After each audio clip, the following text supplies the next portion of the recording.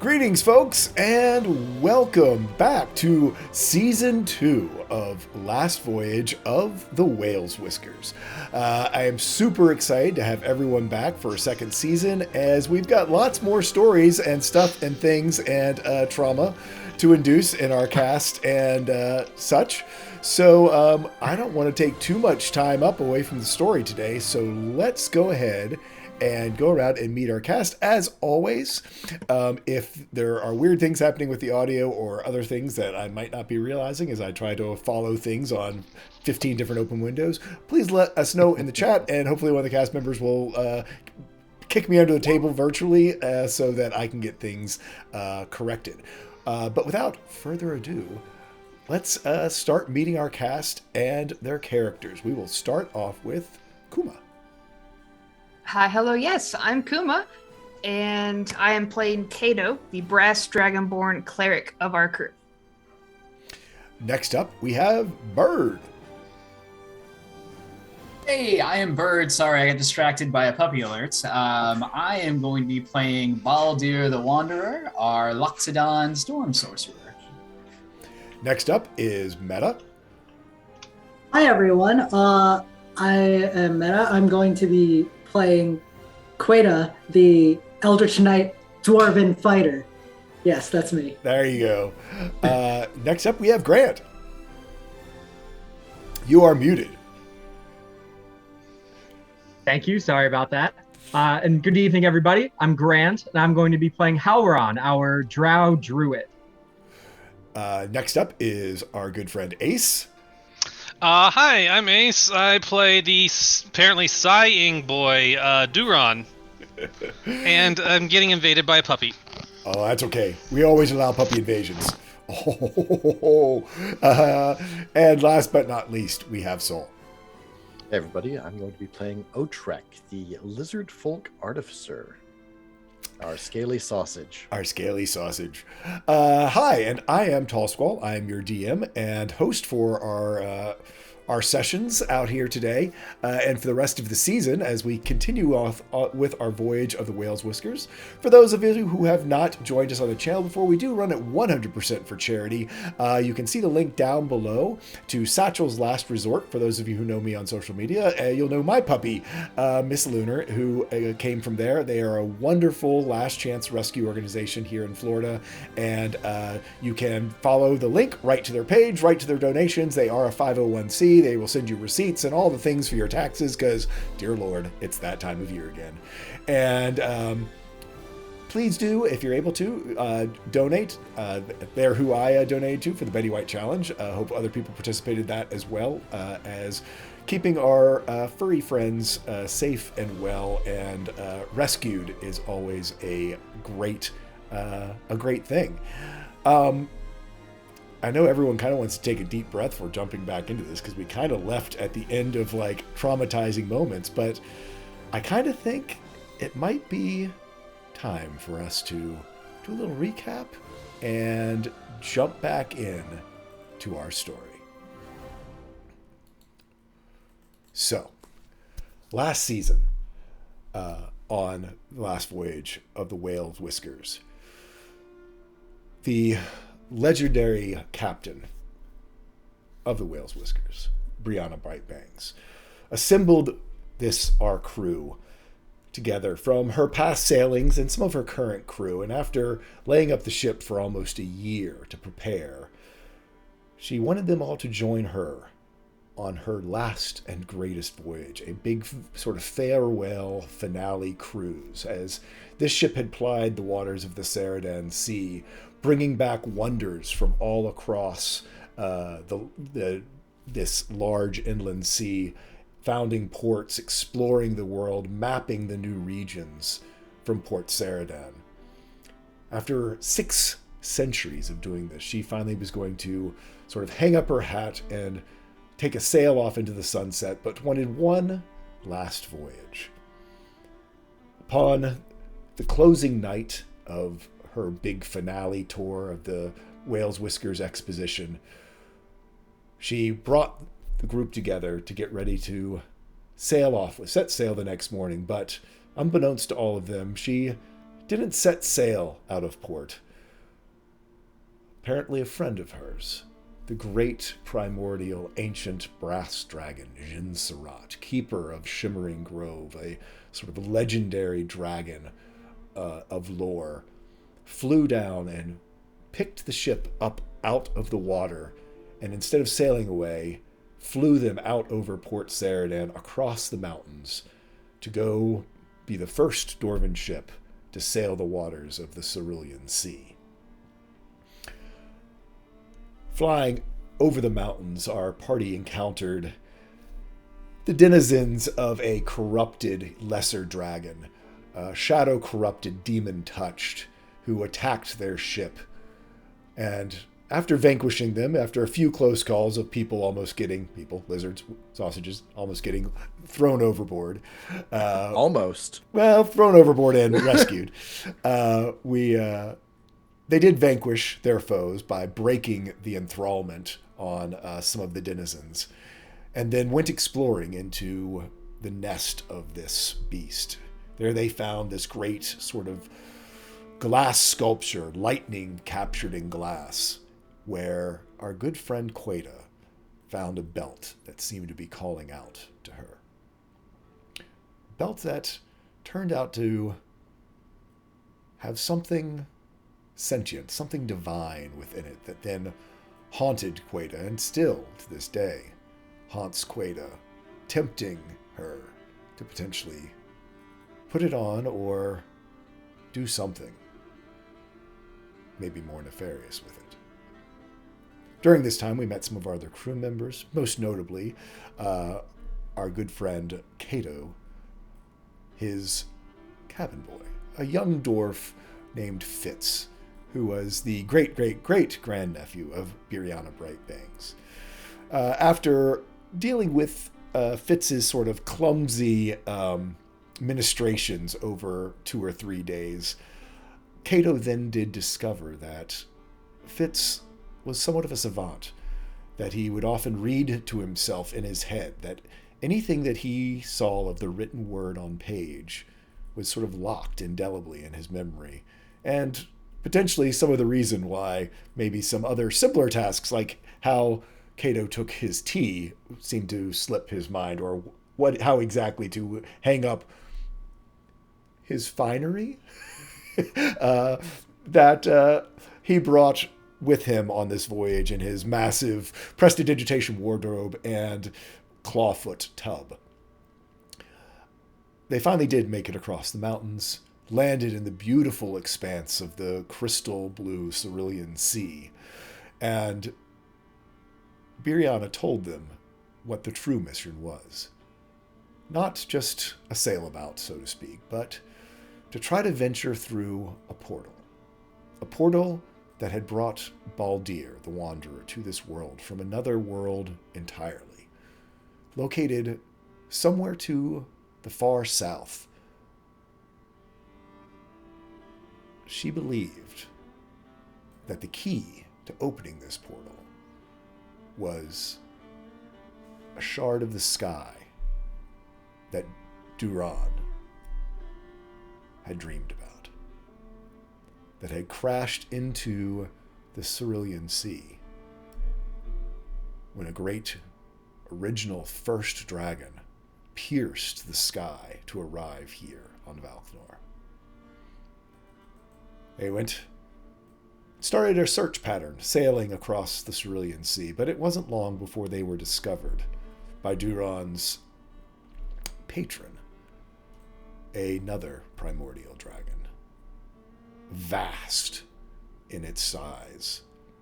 They revealed that it wasn't truly just Biriana's idea for them to come, but that they had planted the seeds in Duran's head because they needed to have this shard of the sky recovered.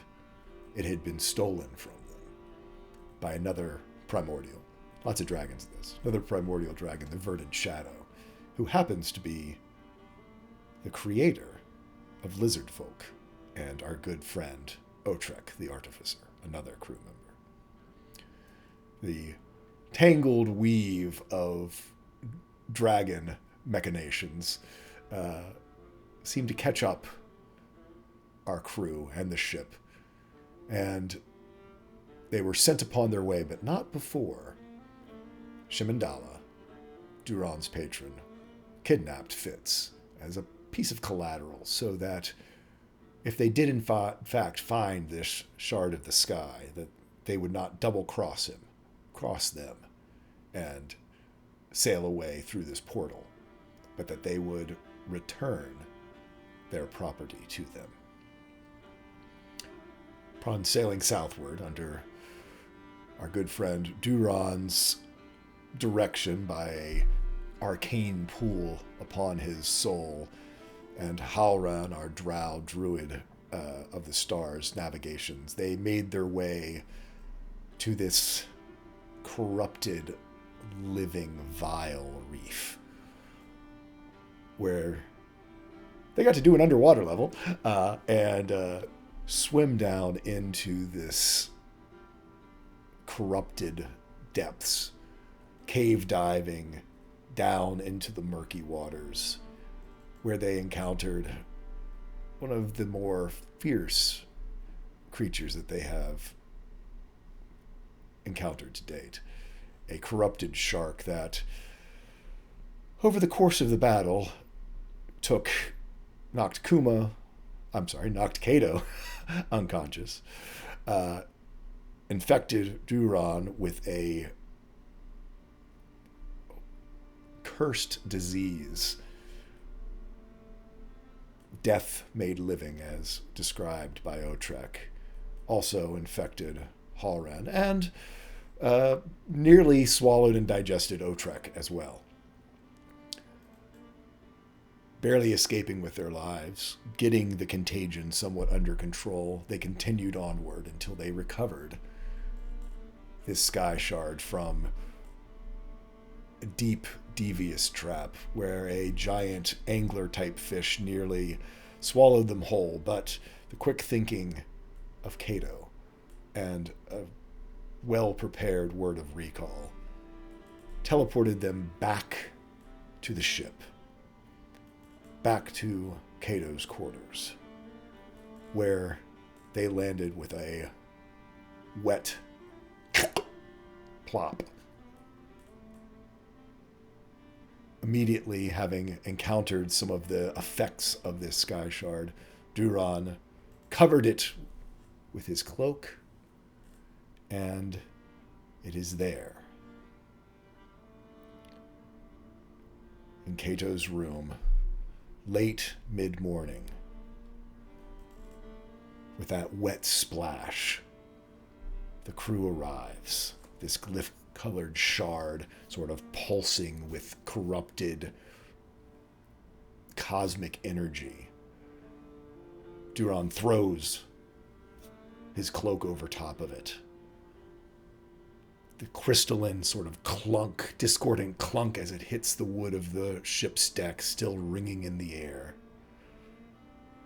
The party, that transition from weightlessness of swimming to back in the open air and under the effects of gravity, most of them falling to your knees or your backsides, dripping this sort of slick, oily, unnatural water from the gullet of the vile reef as it sort of slimingly drips off of you, almost like a thin saliva.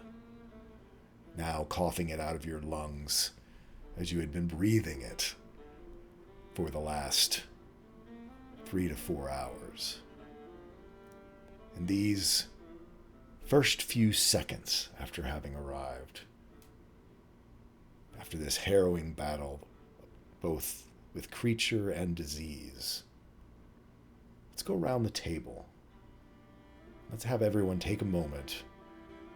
Just re-describe your character, sort of the current condition that they're in, both physically and mentally, and help us set this scene as you've just narrowly escaped with your lives. Let's start with Kato. Kato is definitely a bit shaken as they return. Duran's gotten sick. We have the Sky Shard in the room, but Kato, who prior to this has spent every night spending time with Fitz with the Dream Messenger spell. These are his kind of first waking moments for the day. He's already pretty exhausted, and it's been a big toll on him.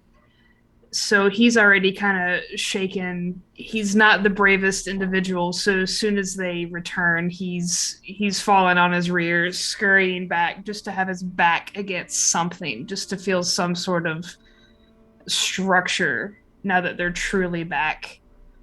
And he's probably gonna cough, even though nothing really would come out.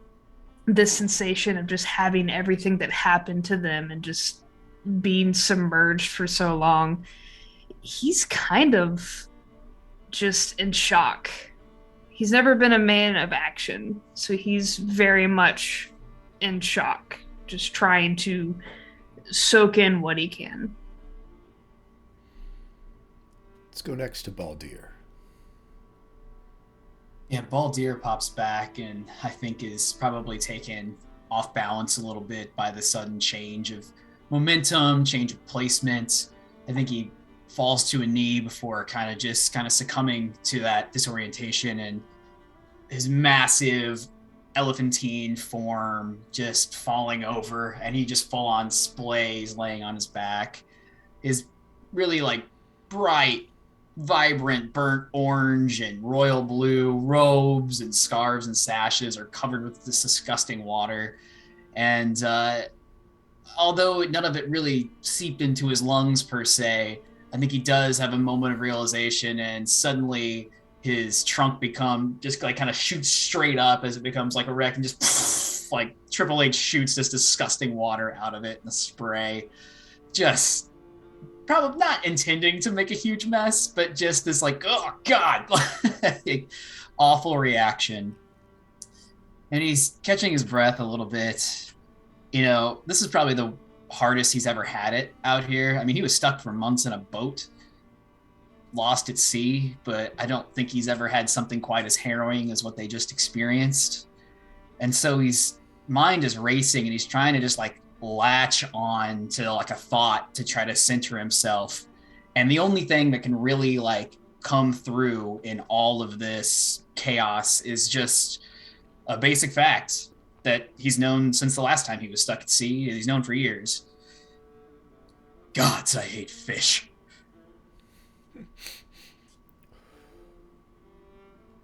Let's go next to Queda.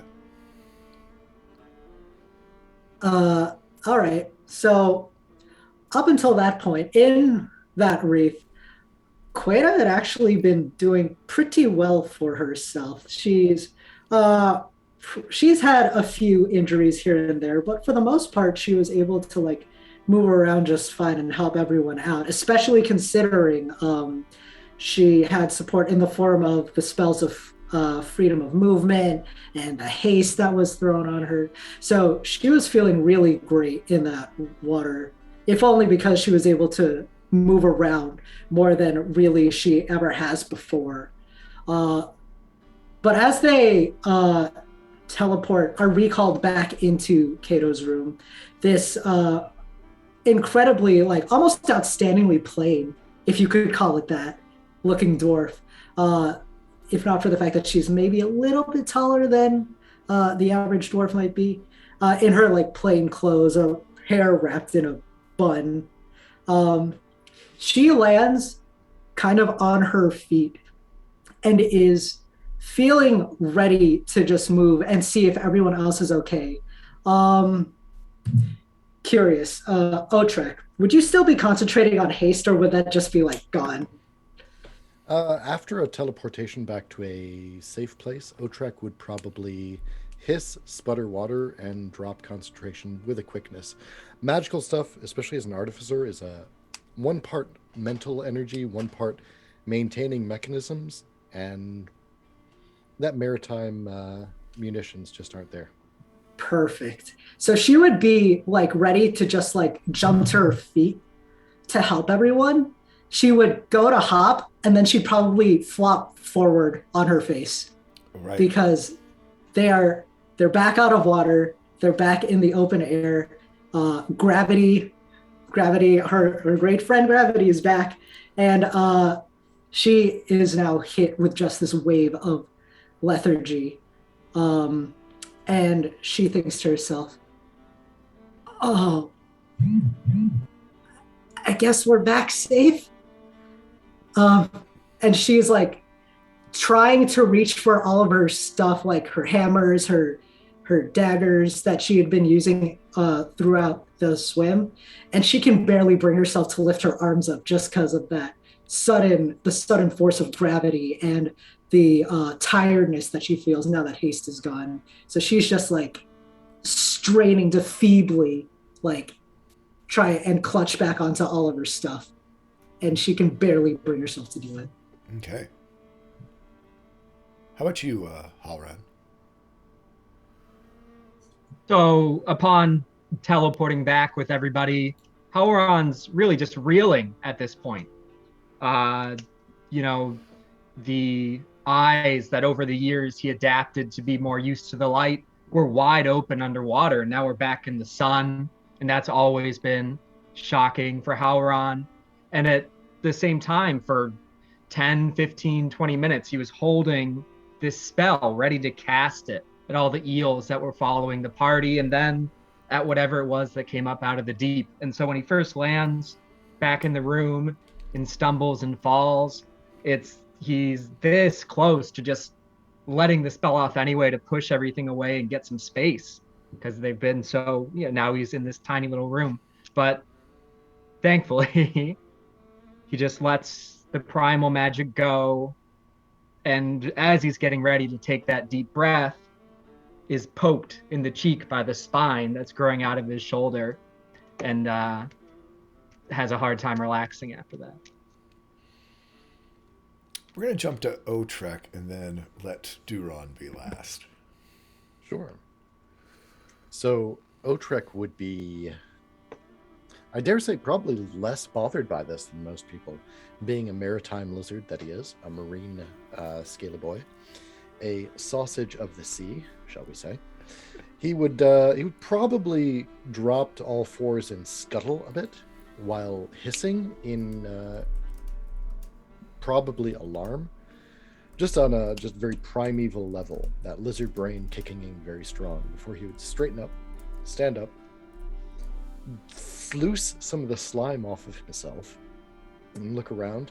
Mentally and emotionally, this is not a good time for Otrek. He has been, for his kind, he thinks he's fairly old. He also knows that this is a pretty dangerous expedition, and that they just every single one of them just came within a hair's breadth of dying, and the only thing that saved them was his dearest friend, Kato. So he would immediately track to Kato to make sure that spell didn't backfire or cause any wasting, and then after that, those cold reptilian eyes would pan over the rest of the party, and there'd be a sibilant clicking hiss at the back of his throat as he realizes that we're here, we're safe. I can tamp down the aggression. Don't have to unleash any of the other nasty tricks. I'm just very glad to be out of the ocean and the sharks. Lastly, Duron. Yeah. Duron has been focused and possessed by a sense of purpose and a job that has been presented to him, and now all of a sudden that's done. And so mentally, there's only one thing on his mind at present, and so he would kind of turn to Otrek and say, it's corrupted. We need to fix that.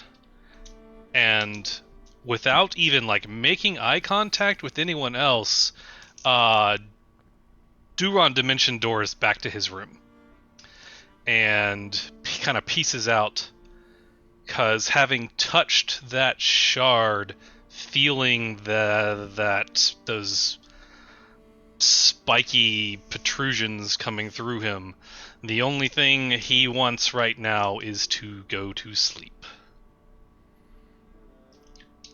Okay. Duron, as you let go of this spell to just bug out, being completely done with this, the spell casts, you feel it take over itself, you feel yourself step through. And whereas usually it is an instantaneous transition, time stretches out, and you find yourself in an in-between space. One eye, and then another, opens up, reptilian focusing down into narrow reptilian slits. It is the presence of Shimandala just slams into your mind like a tidal wave.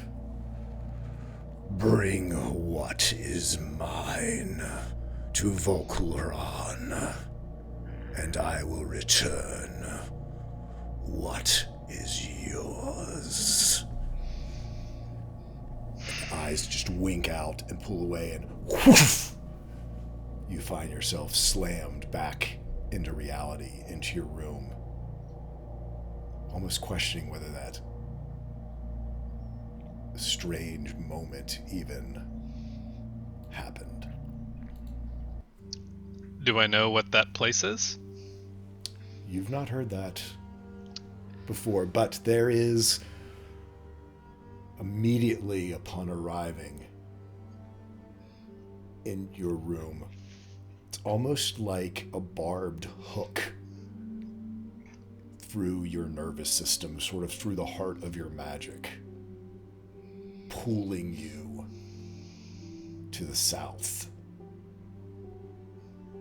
From inside your room, it's hard to figure out exactly where, as much of your navigation comes from examining the currents and the tides and the sea and the clouds, but it is unmistakable. This almost being like a fish on a line, this hook sort of through your soul. I kind of know, though, that like due south of here is land. Correct. Is it a distant feeling, though, that I'm getting? From I mean, not do I have as any dis- like? Do I have any sense not of as like distant? I'd say not as distant as like the shard was in the first. Okay. Your first type thing. You would have to sort of kind of go up and maybe probably investigate, sort of dive into some of your navigational prowess with the currents in the sky to maybe see what you could discern.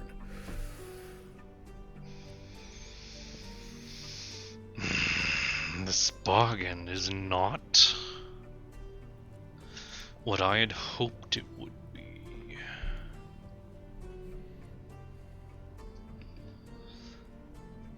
And I'm gonna go to bed. How about the rest of you?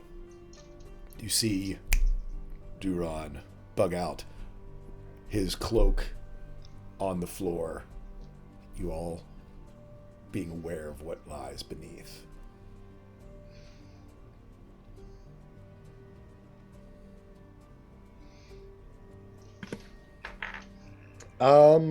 Yeah, if we have the option, then Otrek is going to very probably, after surveying the rest of the party, how is everyone looking? Is anyone battered, bashed, bruised, contused, bleeding out, sliming out, growing more tentacles or spines or spikes than they're used to? I see someone raising a hand. It's a very sheepish hand raise. Yeah, Okay. I'm dying just I a do- little. I do think the spines are still growing very slowly, right?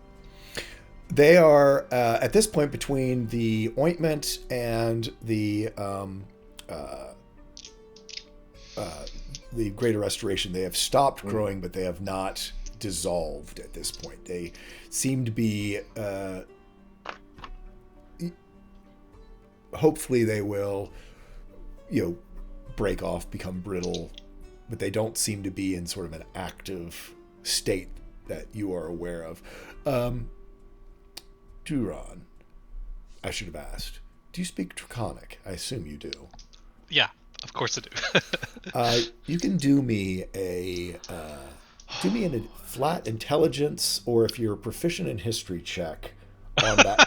I didn't think you were. A flat intelligence check Great. on that word, that place that Shimandala mentioned. Okay, well, I'm gonna need this. That's actually not bad, but I'm gonna add a Pact to the Talisman charge on top of this because I haven't apparently used any of those. Hey, that's 16 plus 4 for a 20 minus 1. 19. From your connection to Shimandala, you are able to at least recognize that it is some primal form of Draconic, but you just don't have the linguistic abilities to decipher the roots of the word. Duran's not very smart.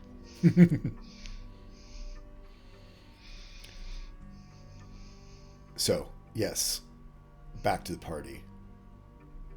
Halron, yes, you do still have this spike that's, sort of penetrating out of your shoulder up underneath of your jaw, sort of that strange reminiscent of the stories of your people when they went through the Vale of Thorns and the Shadow Fell.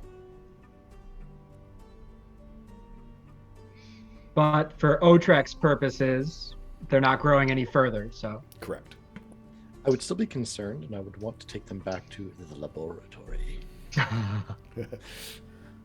I do want to, if possible, get some more information out of this, a little bit of surveying the situation. But to Haran, I will drop a scaly claw across the tattered remnants of the shoulders of my good ally and say, Haran, please, come with me. We shall take care of these spines.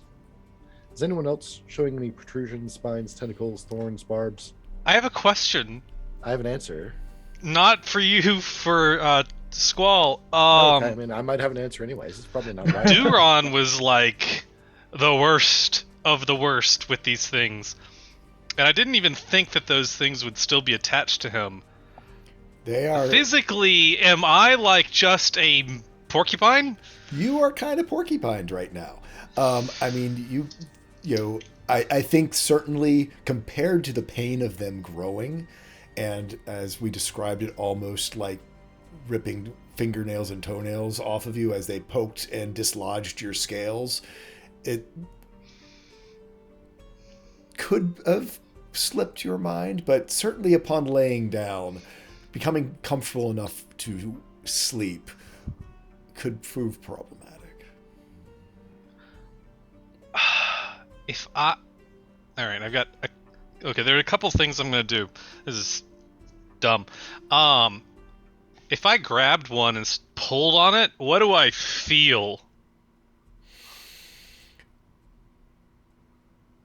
Are they like connected to tissue, or did they pierce? Roll me a d6. Oh, that's probably going to be a... Oh, hey, it's a 1.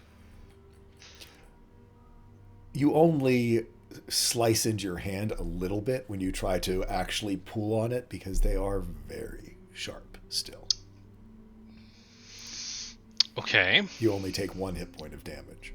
Yep. Got it. All right. Fine.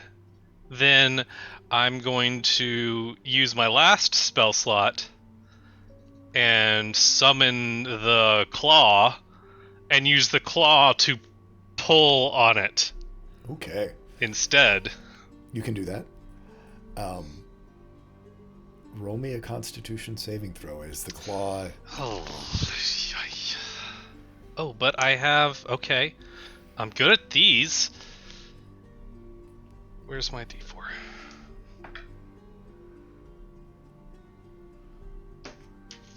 Doesn't even matter.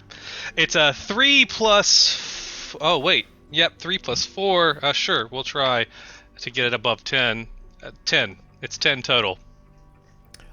On a 10, the claw plucks one of these out. You barely stay conscious from the pain. The biggest thing that you felt as it was pulling this out, there was a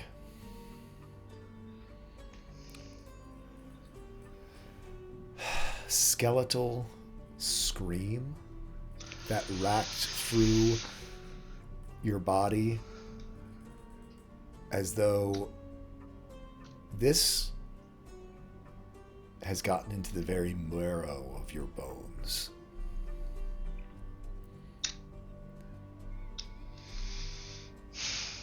And when you plucked this one out, it's almost as though all the rest of them screamed out and fought against its removal.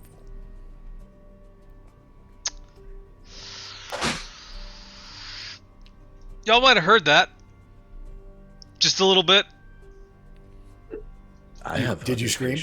I mean, oh yeah, that would have probably. Okay. Yep. I would say yeah, from down the hall. Certainly, I won't even make anyone roll, or you do hear sort of annoyed Duran, clenched tooth. Yeah, it's very reminiscent to that like Fus Rado that I shouted out that spooked Queta so much. That would likely be enough to jolt Kato out of his shock. And seeing Otrek trying to pull Haran to the side to check those, Kato will kind of stumble to his feet, ignore the vomit on the floor, and look towards where Duran's room is. Otrek, would you like me to check on his spines while you check Haran's, and then we reconvene after we've found more information? Yes, please do. Hauron seems to need me right now. I trust our good friend Duran. Who here has a passive perception above 14?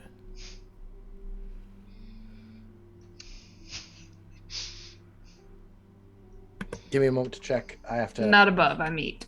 Meat is 18. fine. Halron has 18. Okay.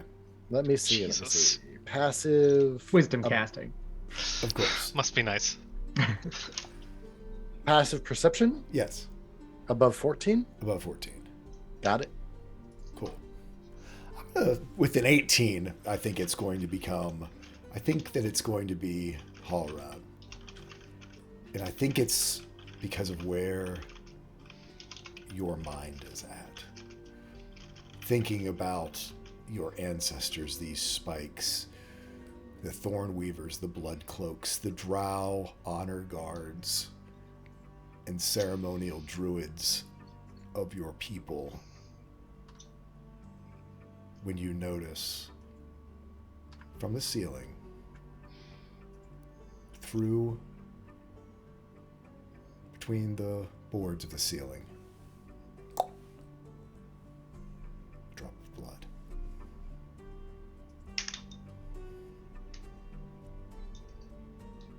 I'll move.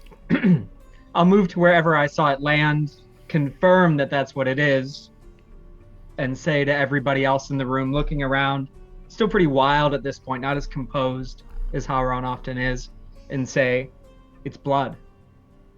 And just look up at where it fell through. You look up the ceiling of Cato's room, which would be the floor of the decks above. Blood?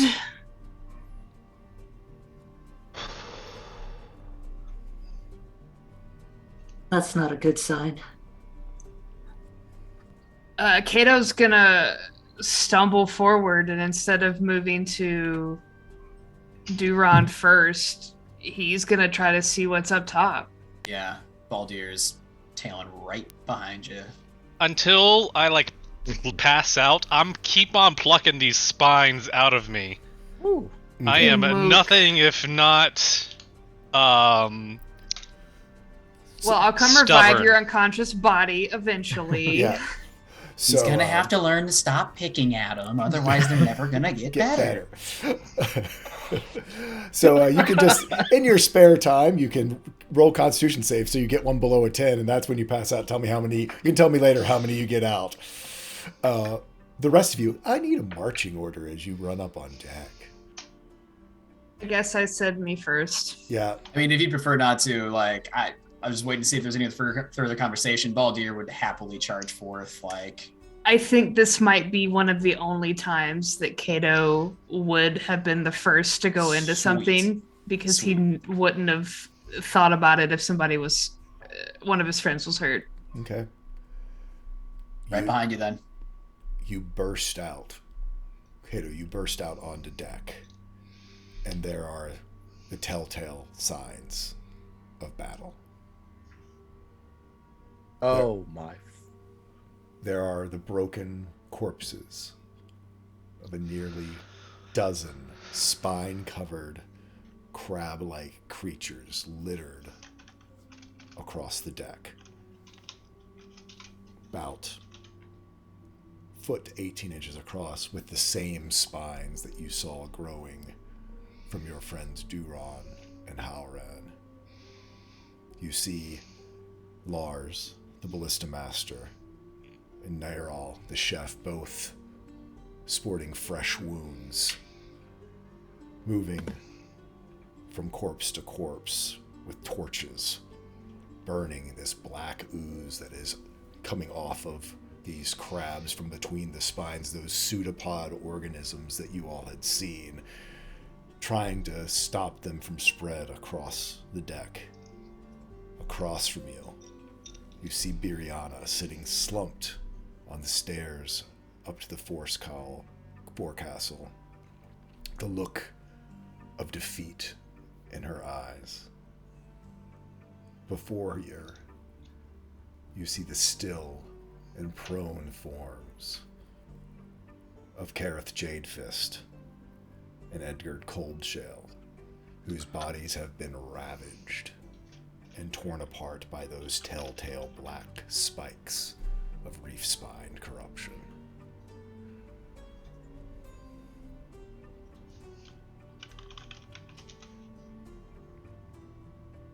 You see damage to the rigging, to the mast, as the last of these crab creatures are being dispatched, and the corruption that was on them trying to be burned away. What would y'all like to do? Kato's gonna run to Biriana and check these corpses. As you run up, you just see her look up with you with this, a look you're not used to seeing from Biriana. Fear, defeat, that exuberance that she always sort of has a piece of her. She looks up and just, I did everything I could. I couldn't cast fast enough. I couldn't save them all. those things, she sort of motions. You see her violin of the Pirate Queen seems to have been broken almost. A magical artifact that seems to have somehow suffered damage. Those things, they must have grabbed onto the hull before we moved back out to sea. I've never seen anything like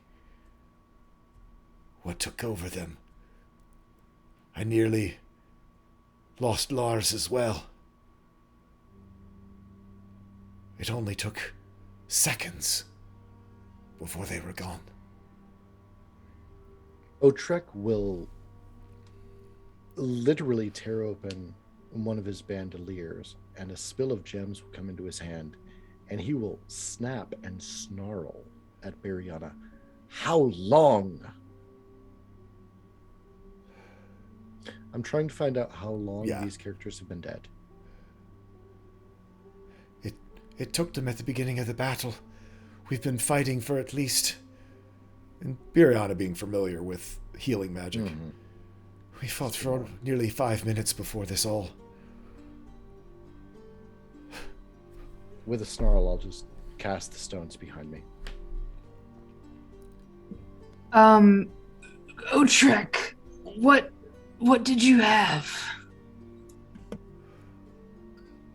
Not enough.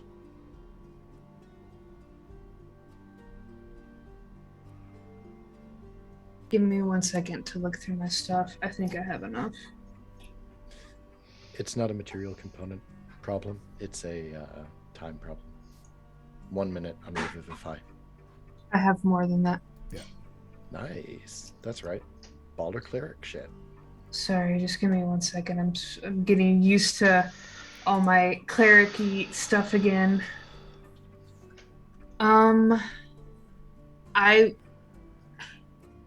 Otrek,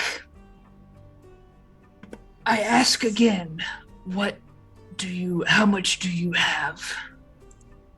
How many diamonds? Okay, this is actually going to get into weird cross-character stuff. Otrek's an artificer, you're a cleric. But we have a good bond. He tells you what he has. I can't do it in character because I don't know how that. That's fine. We can come above table for a second. Yeah, above table. Let me grab my character sheet here. I got some. I also have 2 diamonds, 300 gold each for Revivify that you can use too. Yeah, I've got 2 diamonds of 300 gold each. I've got a bunch of stuff. I could use 4 diamonds to raise dead both of them, so long as it hasn't been longer than 10 days. Yep. Take the diamonds. I'll belly dive back behind me over those gems that I just cast.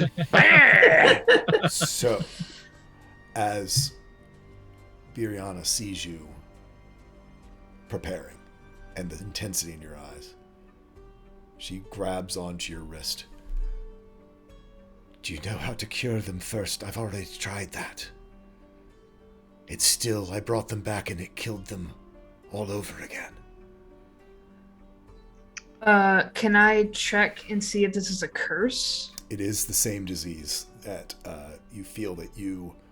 it does very much present as the same cursed disease that took or was taking Duran and Halran.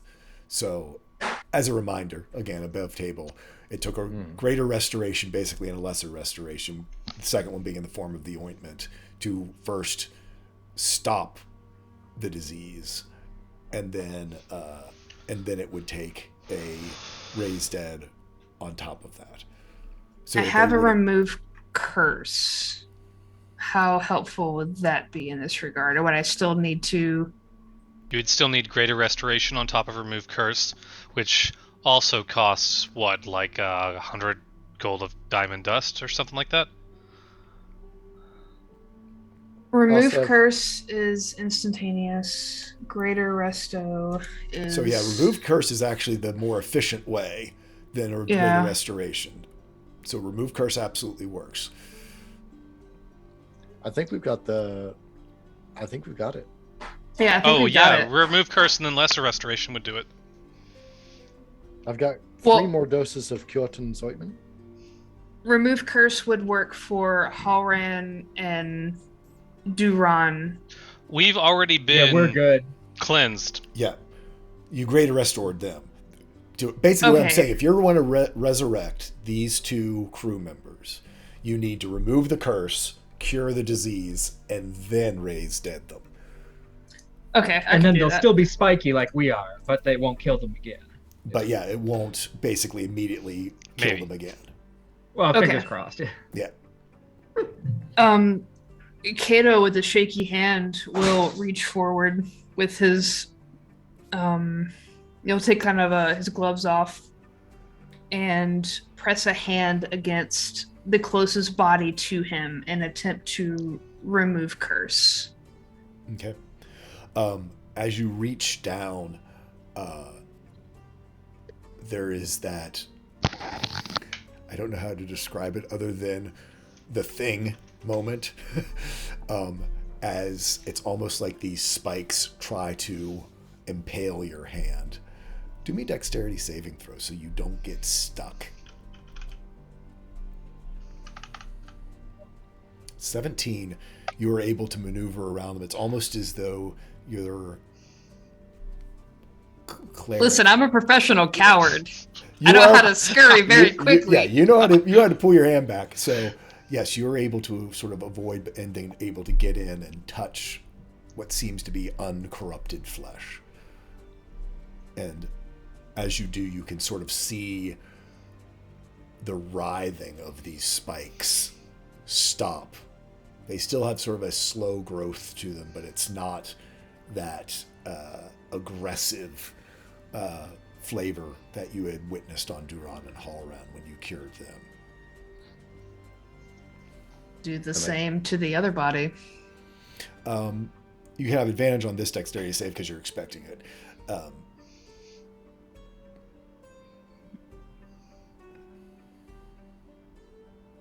12 is enough.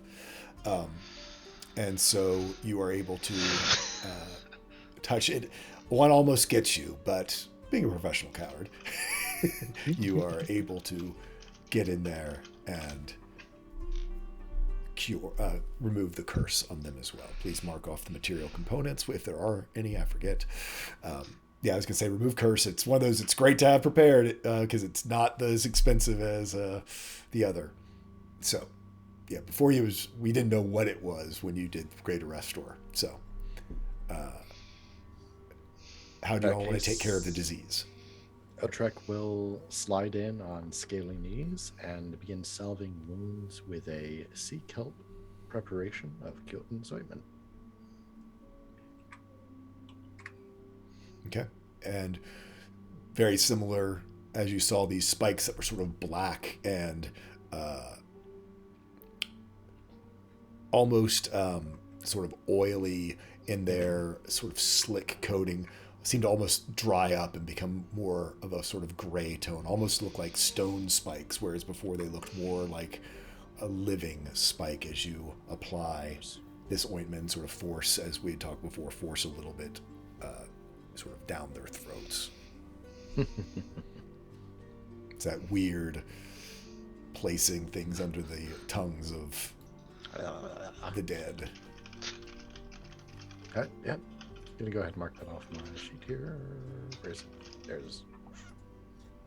And No bueno. Kato, you are free to cast Raise Dead if you would like. Friends, this is going to take time. I would appreciate it if you all could take care of everything else while I prepare. It will take a casting time of 1 hour with all of the components, so I assume for the immediate roleplay time, Kato is going to be on top deck working over these two bodies. So a collective time of, we'll say, 2 hours if you just want to spring them both up at the same time. Yep, that works fine. And I would say if however you would like to role play this, if being a doctor, if you now that they're sort of stabilized, if you would like to have them move down to your sort of surgery below decks, or if you would want to work on them here. I just flavor wise, I kind of feel. Yeah, flavor wise, I like the clinical doctor aspect more than cleric magic. Yeah. So yeah. Describe to me how that looks. As you get they makeshift stretchers, and you could have certainly Lars. You can have Lars and Nerial can sort of transport their friends down. You can see how shaken the two of them are, and in fact probably could use at least a little bandaging, if not magic, a little bit of healing as well. We don't have to go through all of the machinations of that, but you can see the two of them, especially Nerial, who is always been sort of this gruff figure, the chef who is always seems to be a bit angry, not shaking, but shaken, and certainly concerned about Edgar, the older dwarf, who sort of was this sort of great uncle figure to many of the crew.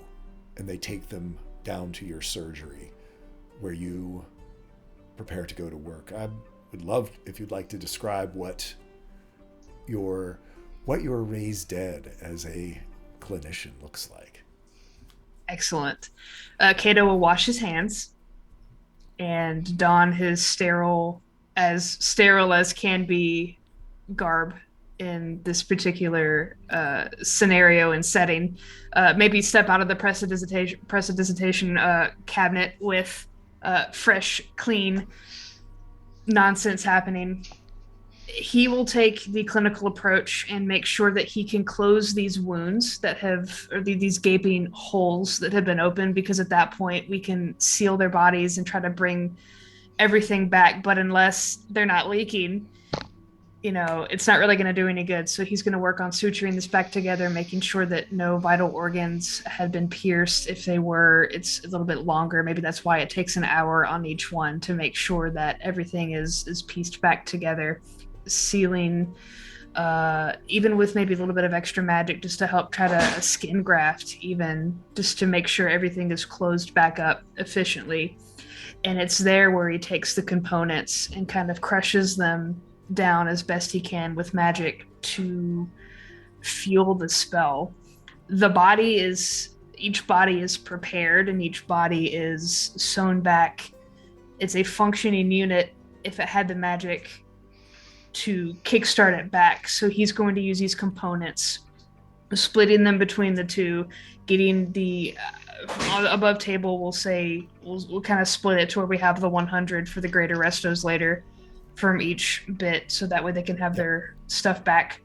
And from there, he's going to send his magic through the components that have been kind of sprinkled and scattered across the body, and that's going to be the electrical surge, almost the life giving back to them. And now that their bodies are whole, they will be able to function again. I will say, just because I know Otrick was going to actually experiment on the living Halron, if you would like to be there and assist, and certainly as you see the damage and help Cato repair some of the damage of the spikes, get a better understanding of how to maybe help your friends with their own spikes, I am 100% okay with that. If Cato would, I think you all both having been with the Stone Chalice, perhaps join my theater. Yes. I will take to the sterile field and join in battle against death. Anything you would like to add roleplay wise as to Otrek's, any specific interest Otrek is taking? Yeah, we're going to be breaking out a bunch of vials of various fluids, alchemicals, alkalis, acids, bases, neutral spirits, not neutral spirits, hostile spirits, cursed fluids, various grinding wheels, sandpapers, grits, chisels, hammers, mallets, We're going to be using both mechanical, chemical, and other energetic forces to try and dislodge the spikes from these bodies. Okay. Tell you what, I'm going to have Kato roll me a medicine check. Otrek roll me a Arcana check.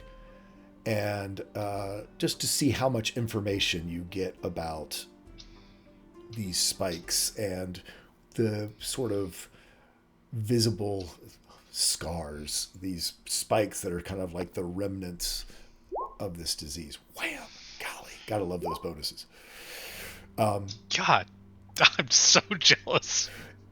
It makes sense though, having been this sort of cursed disease that was born of elemental magic, the same types of magic that created Otrek and is of the verdant shadow.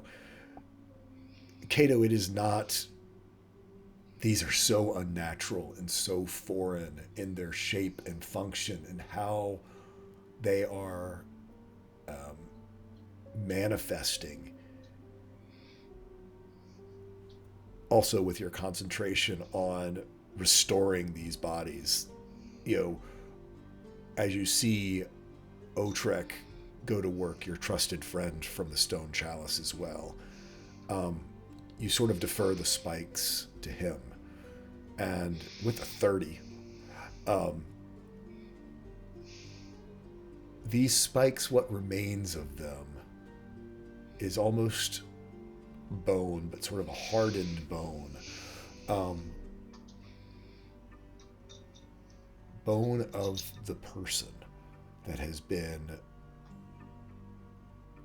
cursed and reformed into these spikes. But you find that literally they've grafted themselves onto the bones, that they actually have marrow and all, but until they were decursed and cured, sort of became a living part of the person's own skeletal structure. That's horrifying. That is not metal. No. Yeah. No, that's horrifying. My job is bones. I love this shit. Osteopathy? Okay. And so it's, while you're able to remove them with your various ointment, things that would work to dissolve bone, to saw through bone, to remove them, there are these weird roots that aren't really removable because they are the marrow and roots of the person's own bone. Oh, don't challenge me to remove someone's marrow. I'm a lizard folk. That's what we do. That's a good soup. It is a good soup. Probably not great for what your friend's about to try to do to bring them back to life. They're Good dead. soup. They can't feel anything right now. Go for it. Yoink. Pop a straw in there. So, 2 hours you all are working on that. Let's jump back up. Halran, you sort of got a little bit sidetracked from your own cures, but there is truly work to be done up on deck. For Queta, you quickly see the damage that has been done around the deck. Baldir and Halran, they're as the two other crew members, Lars and Nerial, take their friends down to Cato's surgery. There still are these arachnid crab-like crustacean creatures, and it seems to almost every corner this symbiotic slime that was living between their spikes has, in some cases, seemed to escape and start to invade the ship, the dark corners. Halran, if you could, again, because you've got a high perception, roll me a perception check, though.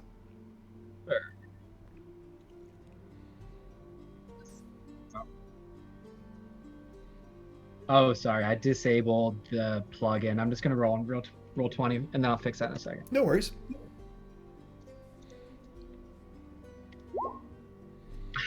10. On a 10, your passive perception, you've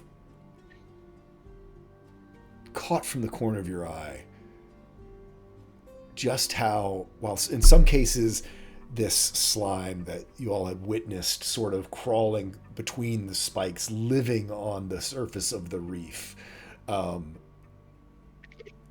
be very slow moving. There are other, as you go around to these different corpses, trying to dispose of them, get them off the ship, finish the job Lars and Neriel were doing. It does seem to burn, this slime, but suspiciously, you find several of these crabs that don't seem to have any of that sort of tar-like ooze on them, and no evidence that they've been near a torch or fire. That's disconcerting. I would like to do the telepathic dog whistle for Ollie, first of all. Where is Ollie? So, as you sort of send out that whistle, head down in the saddest, white golden retriever look you've ever seen, with a bit of a limp on his back leg. He just sort of comes over to you, as you often had a special connection as you would go flying in the mornings, and just comes over to you and kind of looks up at you, head down, but eyes looking up towards you, and just sort of leans against your leg with a soft whimper. I will give him a scratch, which will also be a 3rd level healing word, to try to take care of that limb. And then I'll ask Ollie to help me find the tar.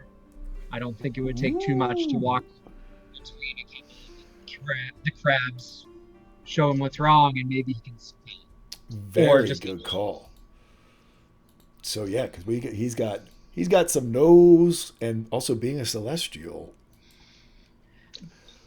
that's going to make it much easier for our buddy.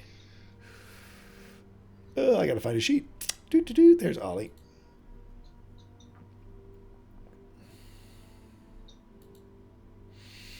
So for golly, he's already got a great perception, but definitely an advantage, and because this is going to be smell, and probably a little bit of a lower DC for our buddy here. On a 21, certainly feels better, but you can tell that some of his pain isn't physical pain. It is just kind of what they've been through. But on a 21, Ollie starts sniffing around, and you see him begin to trail. And for about the next, we'll just say for ease, over the course of 2 hours, you find 4 or 5 different nooks and crannies where this slime seems to have gathered, and it almost looks like a shadow in some cases, where you totally would have missed it with the naked eye, but with the celestial nose of Ollie, brings you to these spaces so that you can deal with them as you see fit. Well, when we reach the first one, I use one of my extra guiding bolts. Is that enough? Do you need to roll? Or? Just, yes, absolutely. You've seen basically this burn off with the equivalent of basically having a torch shoved into it. It's not super durable as much as it is basically hard to hit because it's hard to see. But since you've got a dog, you've got a corruption sniffing dog who's taking you right to them. They aren't fast or anything like that. Basically, they're the difficulty in getting rid of such things is because they hide and are very difficult to find. Well, then I've got plenty of spell slots for burning the rest out that way. And I think Halron will take grim pleasure in doing so. And you'll hope that it helps Ollie feel a little better to, be getting rid of this stuff as we go. Yeah, absolutely. I mean, Ollie having a purpose, sort of being put to work and having the purpose bear such fruit. I mean, you don't know the true nature of what these organisms might do or what they could do, other than the fact that having one probably slip in bed with you at night would not be a good thing. So, with that in mind, I'll think of my buddy Otrak and try to capture the last one. Ooh, okay. And how much goop is there? I've got a vial. I don't know if it's big enough. Probably bigger than a vial. Certainly you could have Ollie keep an eye on it while you went and got more of a specimen jar type idea. I'm sure Otrek would have something. I mean, I'd say I would you don't need a gallon Ziploc, but you probably need a pint, not you need a quart, not a pint. Cool. I have an outside the box plan that might work. Okay. I will shape water, get a fistful, engulf it, and then freeze it. Perfect. Reminiscent of how Duron took That's care where of it the comes blood from, in yep. the water. Yeah. You basically are able to encapsulate this in a sphere of ice to then deliver to Otrek when he's done in the surgery. While good boy Ollie and Halron go around searching out the last vestiges of this ooze that had sort of begun to infest the ship, how about Baldir? Yeah, sure. Sorry about that. No worries. Step away for a sec. Yeah, essentially, Baldir hates being here.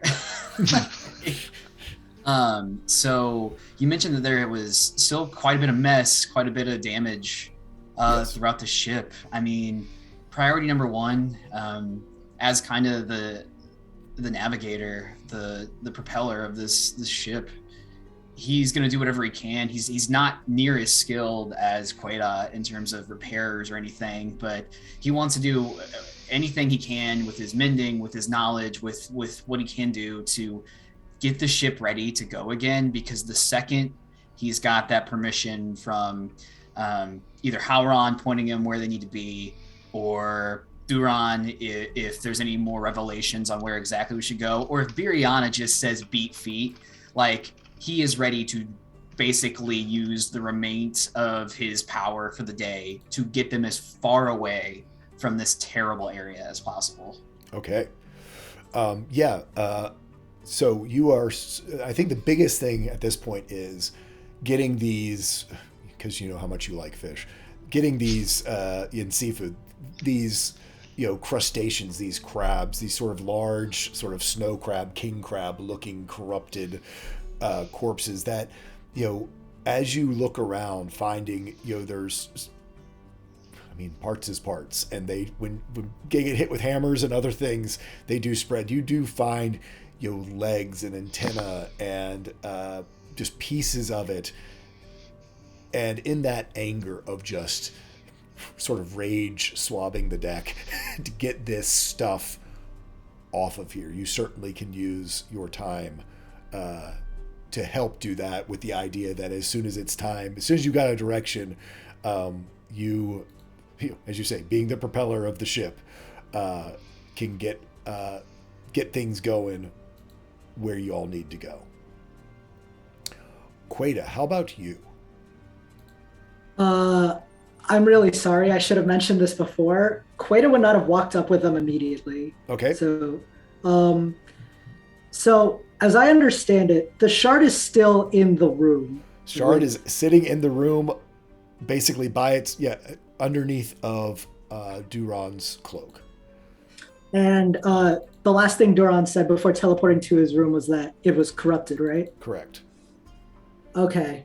Um, Before investigating anything above board, I think Quato would have wanted to at least take some kind of like make some kind of like observation of the shard, because I think some kind of inkling about its corruption would just kind of flash through her mind real quick, and she would summon the belt to compare if there's anything going on between the two of those. Okay. So are you going to remove the cloak from on top of it? And because I know it's been like 2 months, if you recall, last time you all laid eyes on this, it have a psychic cost to do so. And just to remind you, because I know it's been it's one thing when it's been last session, but since it's been literally since November since we've played, just to remind you, the reason the cloak is on is because when you all even looked at it, it would impart a psychic cost. Right. Yes, I do remember that. Can she sense anything strange about it without removing the shard, or like Currently, underneath a magical cloak, it does seem to be somewhat dulled. There is still just sort of, and I think because of your recent interactions with the belt, there is a malevolence that seems to be radiating off it. It is not nearly what it is when you look at it or when it was in your direct presence, but there is still that feeling. Go ahead and do me a perception check to see.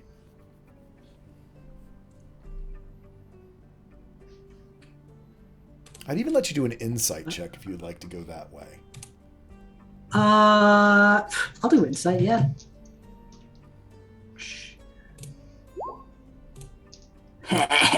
Oh, Nice. On a 26 with a natural 20, you feel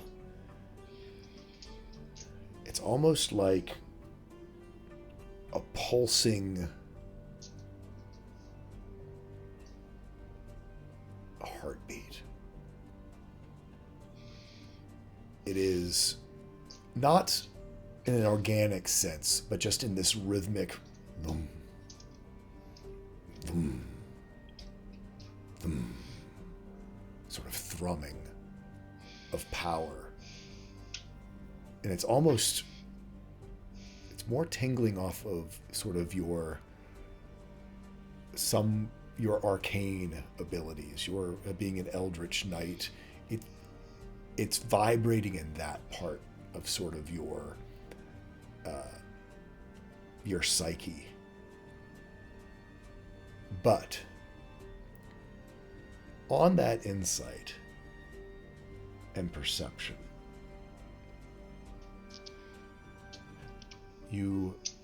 as you look at it, you catch something out of the corner of your eye.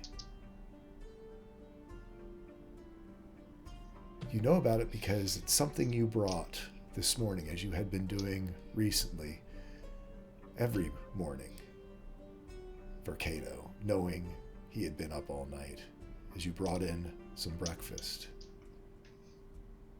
And you watch with each one of those pulses it rot and decay a little bit more there on the tray that you brought it in on.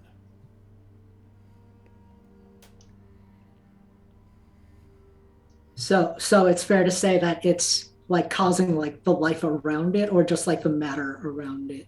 Because is it just affecting the food, or is it just affecting everything around the room? On the 26, you, and also with your eye for your own ship, the food, because its delicate nature, seems to be certainly seeing the most immediate effects. But you keep the floors and the decks of this place really well waxed and oiled. And you can even see that the decking and boards of the ship seem drier than you would remember them, or your maintenance of them. This right there around the floor, the little piece, what wood you can see,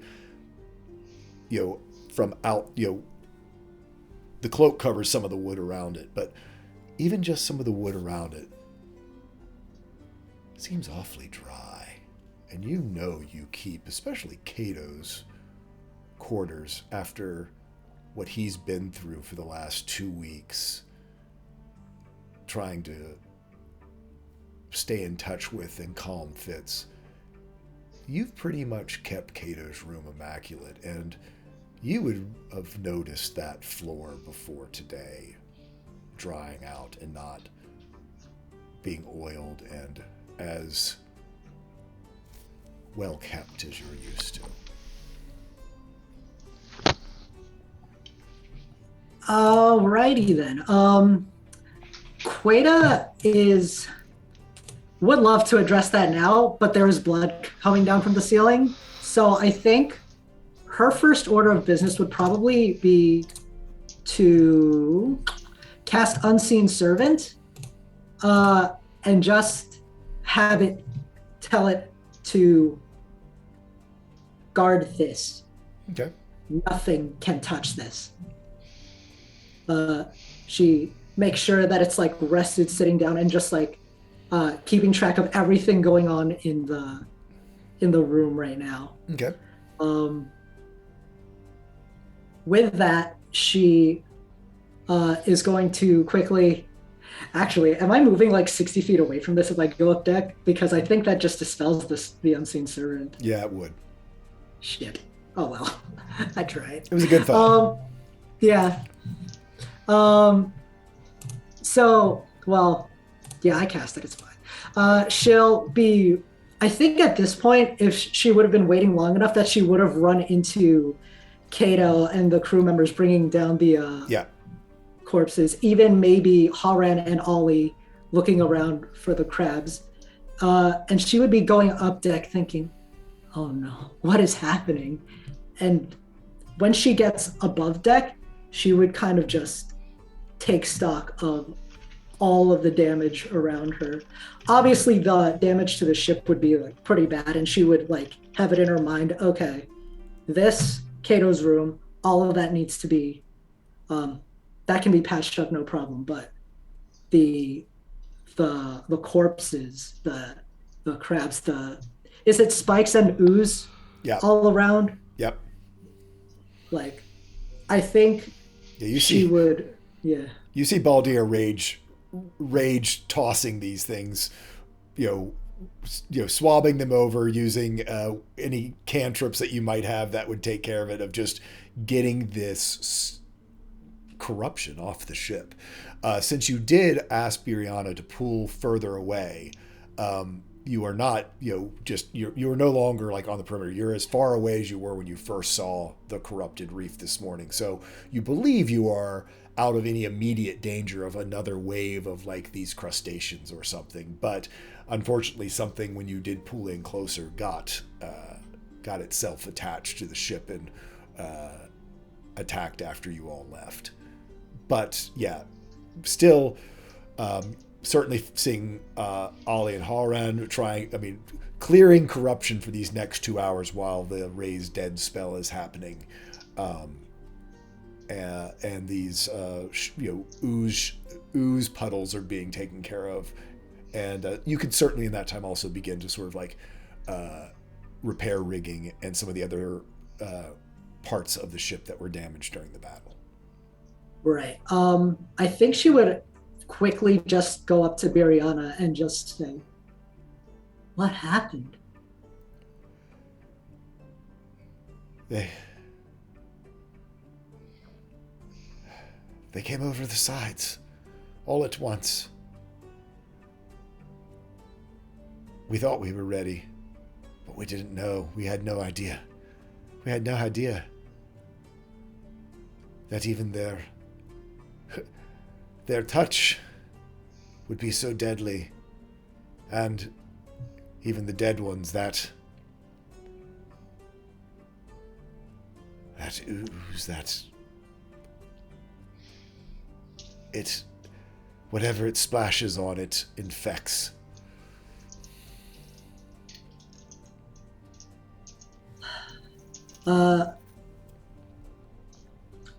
Queta will kind of, I guess, if she's slumped in like a chair, Queta will maybe consciously try not to like touch her because she doesn't know if she's been like touched by this ooze. Queta will kneel down in front of her and say, I don't think any of us really knew what we were in for when we were going on this journey. But I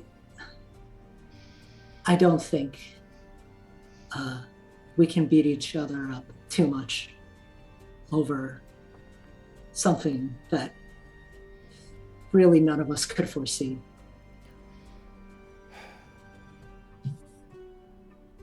But it's my job to make it right. Our next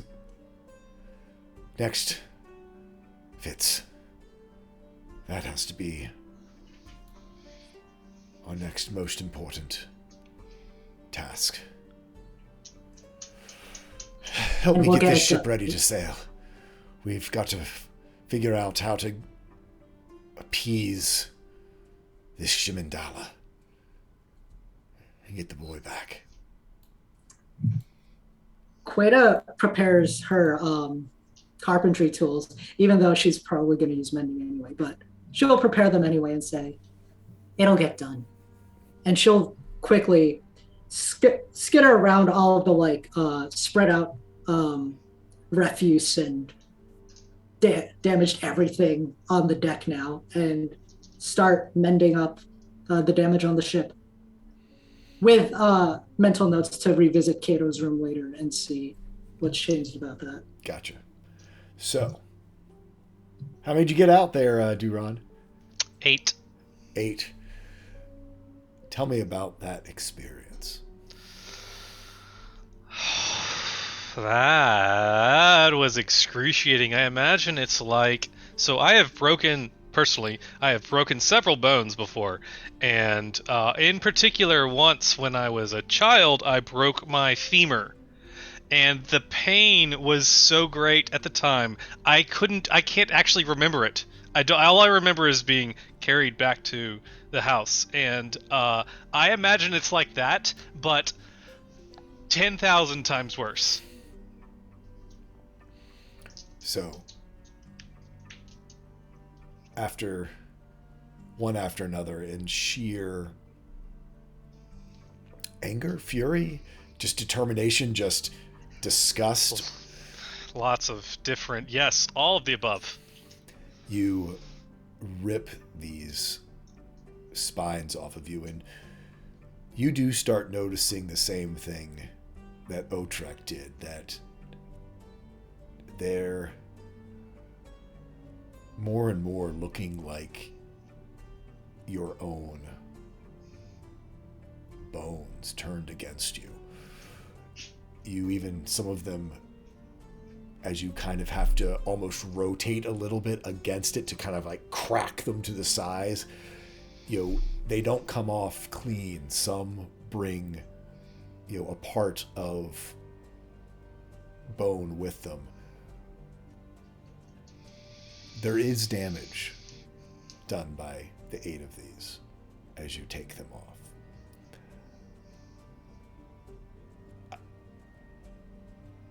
I've got to do this to you, man. Yeah. Roll me 8d6. Okay. I sure hope you don't go down in your room. Nah, I won't. Nah, 8d6 won't take me down. I thought you were healed back up, but boy, I was worried for a second. Right now. That's 7. Oh no, I'm sorry. That's 8. 8, 10, 15, 18, and 2 more. Oh. 24 total. So you do 24 points of damage to yourself before you finally pass out from the pain. And actually, I think you would pass out before you actually made yourself go unconscious from 0 hit points, regardless of how many we had you roll. Well, or the 0 hit points would knock me unconscious, literally. Yeah. So, lying around you, sitting in your cabin on the floor, there are these 8 spines somewhat disconcertingly sapphire in color, as the black corruption is sort of drained from them, as the curse has been reviewed, as the disease has been removed. It is more obvious that these were almost a weird way of, again, we're growing from parts of you.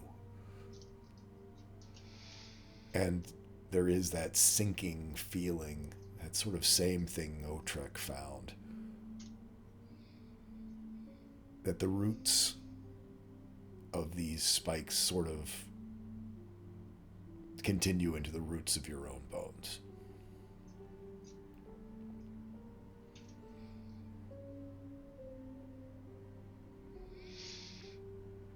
Awesome. You've probably only taken about a fourth of these off at this point.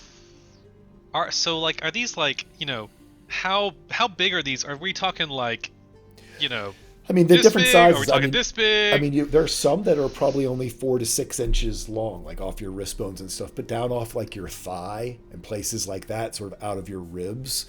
Again, depending on the bone they grew from, they are larger. So the ones like out of your femurs are going to be more like 8 to 10 inches long, whereas the ones like on your arms or wrists or even sort of the backs of your fingers, there are small little ones that seem to even be less than an inch. As this did take you unconscious from the effects of the disease, most every bone in your body is affected, and we're not going to say there's 200. I'll look to Kuma for the exact number of how many bones a Dragonborn has. But I want to know about the bones in his stirrup.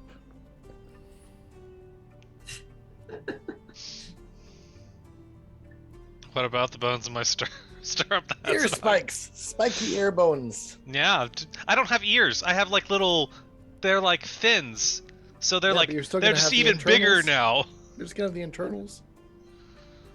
so yeah, it is disconcerting to say the least, until you just can't force yourself to try to remove another one. So what do you do? Are you...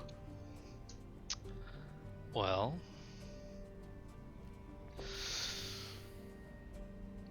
this seems fruitless. I'm assuming I say this after I've been like asleep for an hour or so, and wake up into a pool of my own blood. I'd say you do hear some of the things that we've discussed going on around the ship. Baldir is not quiet when he rage swabs. There is sort of the tense murmurings out in the hallway of crew members talking about and wondering about what's going to happen to their friends. Just because we know you're just a few doors down from Cato's surgery, there is Nerial and Lars sort of having those whispered hospital hallway conversations. Duron is going to picking up on this. He's going to, I guess, put on a secondary cloak let's say I have. It's not That's my fine. magic one, and cover himself a little bit, because he just wears that like harness, and sort of like creep out and poke in a little bit onto what Cato is doing. What I want to know is how many casualties there are. Is it everyone but Bariana? And Ollie?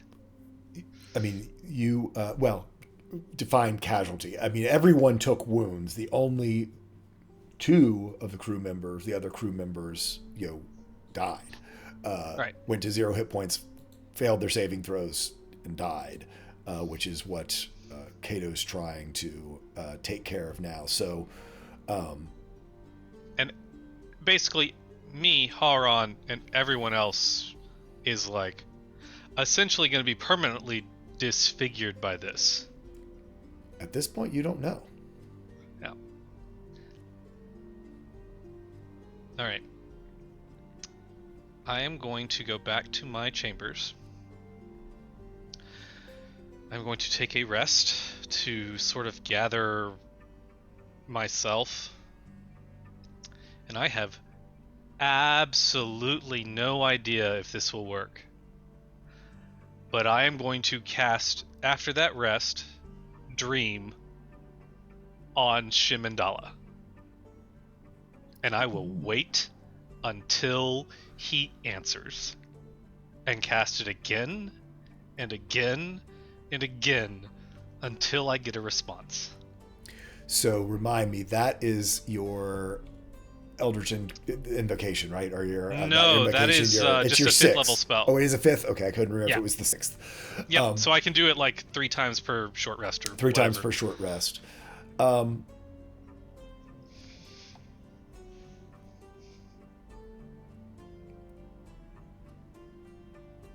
Roll me a willpower charisma check.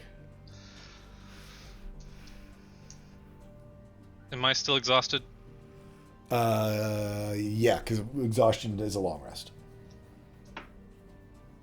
Oh. I had a 19, but now it's a 4. So that's... I'm guessing just a charisma check would be 8. Yeah, so the spell lasts 8 hours. So Yeah. but in this attempt, this 8-hour attempt, there is no contact. Okay. I'll do it again. Well, we're not going to jump 8 hours. So I'm doing it again afterwards. okay. And my door is locked. Okay.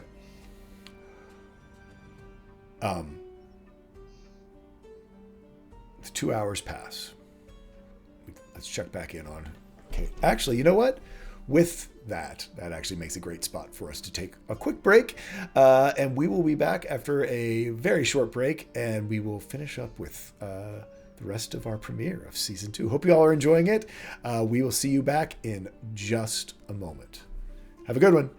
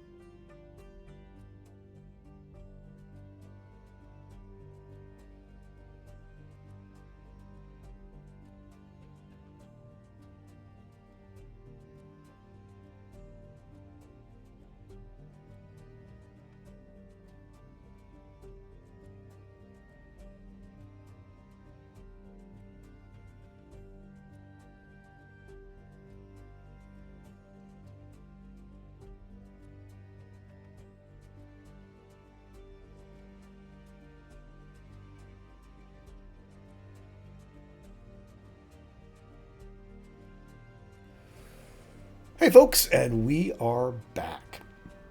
So,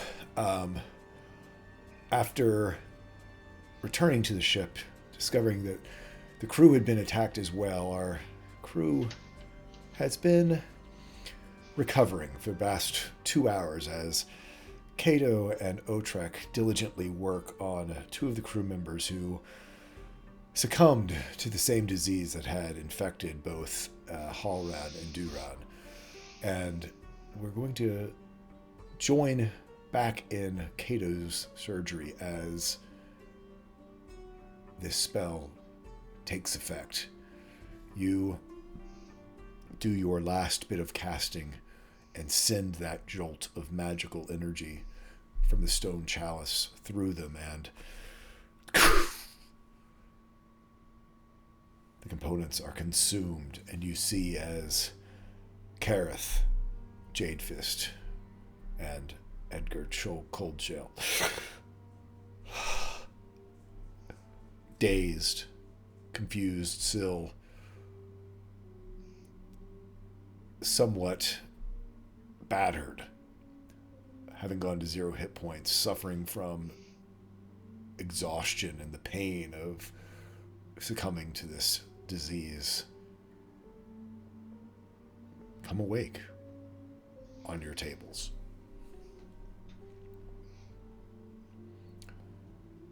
Back up on deck, unless there's anything you would like to, any punctuation you'd like to put on the scene, either one of you. Come back. With a sort of scratchy voice, Edgar, the older dwarf, sort of looks up at you and goes, "Gods. Ugh. I feel like I've been put through a cornmeal. Ground down to my very bones."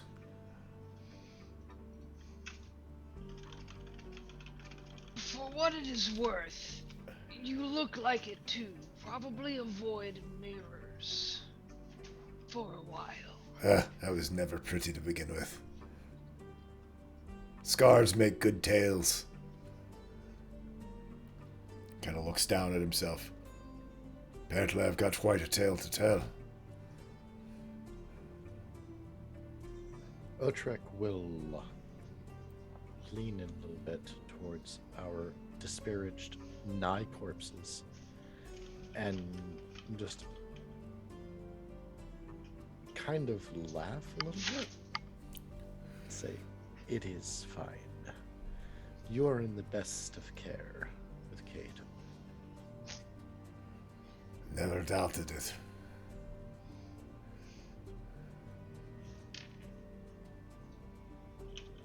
Is everyone else safe? Everyone else is alive. Can we get the 9 hells out of here?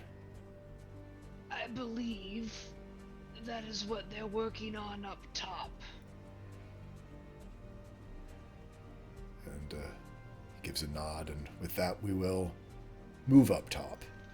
It is probably mid-afternoon by the time y'all are set to sail. The decks cleaned of all of this corruption, these oozes, shadow oozes, being burned away, the one saved for Otrek, rigging put in place, and Biriana calls for the command to hoist the sails and begin to get out of here, and sets a course back from whence they came, to the north. Duran, down in your room, as the ship sets sail and begins to get underway, you feel it's moving in the opposite direction as the feeling that is pulling you. Yep. Okay.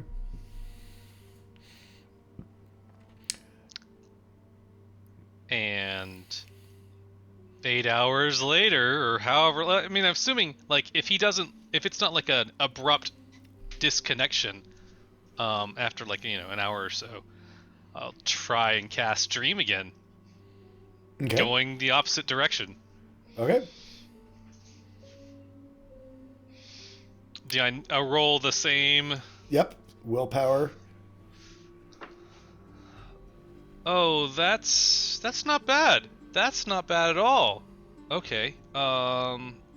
It's a check. This is a check, right? Not a save. Doesn't No, matter. it's I a can add check. Yeah. a D4 to it either way. Well, that's just a 1. That's an 18. On an 18, there is no connection, but at this point, you feel the spell take hold, but you also know that the person on the other end has to be sleeping. It is Yep. mid of the day. There is no dream to invade, if in fact, which you do not know, whether or not Shimandala dreams. Nope. I'm mostly banking on the fact that if he doesn't dream, he knows what I'm doing through our pact, and has shown a propensity to just appear whenever he wants in my head, and will do so, getting the impression that I'm trying to send him. Okay.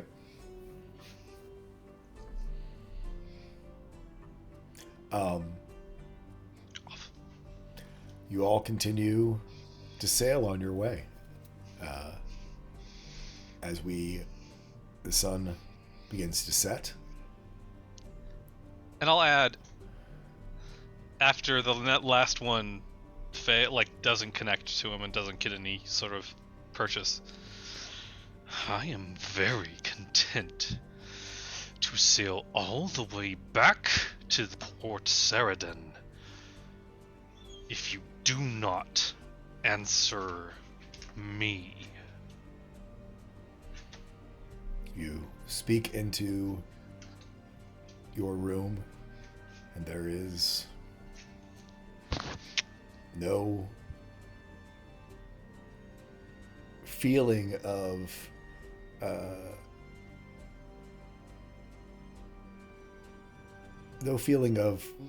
the message, a message being sent. It is, the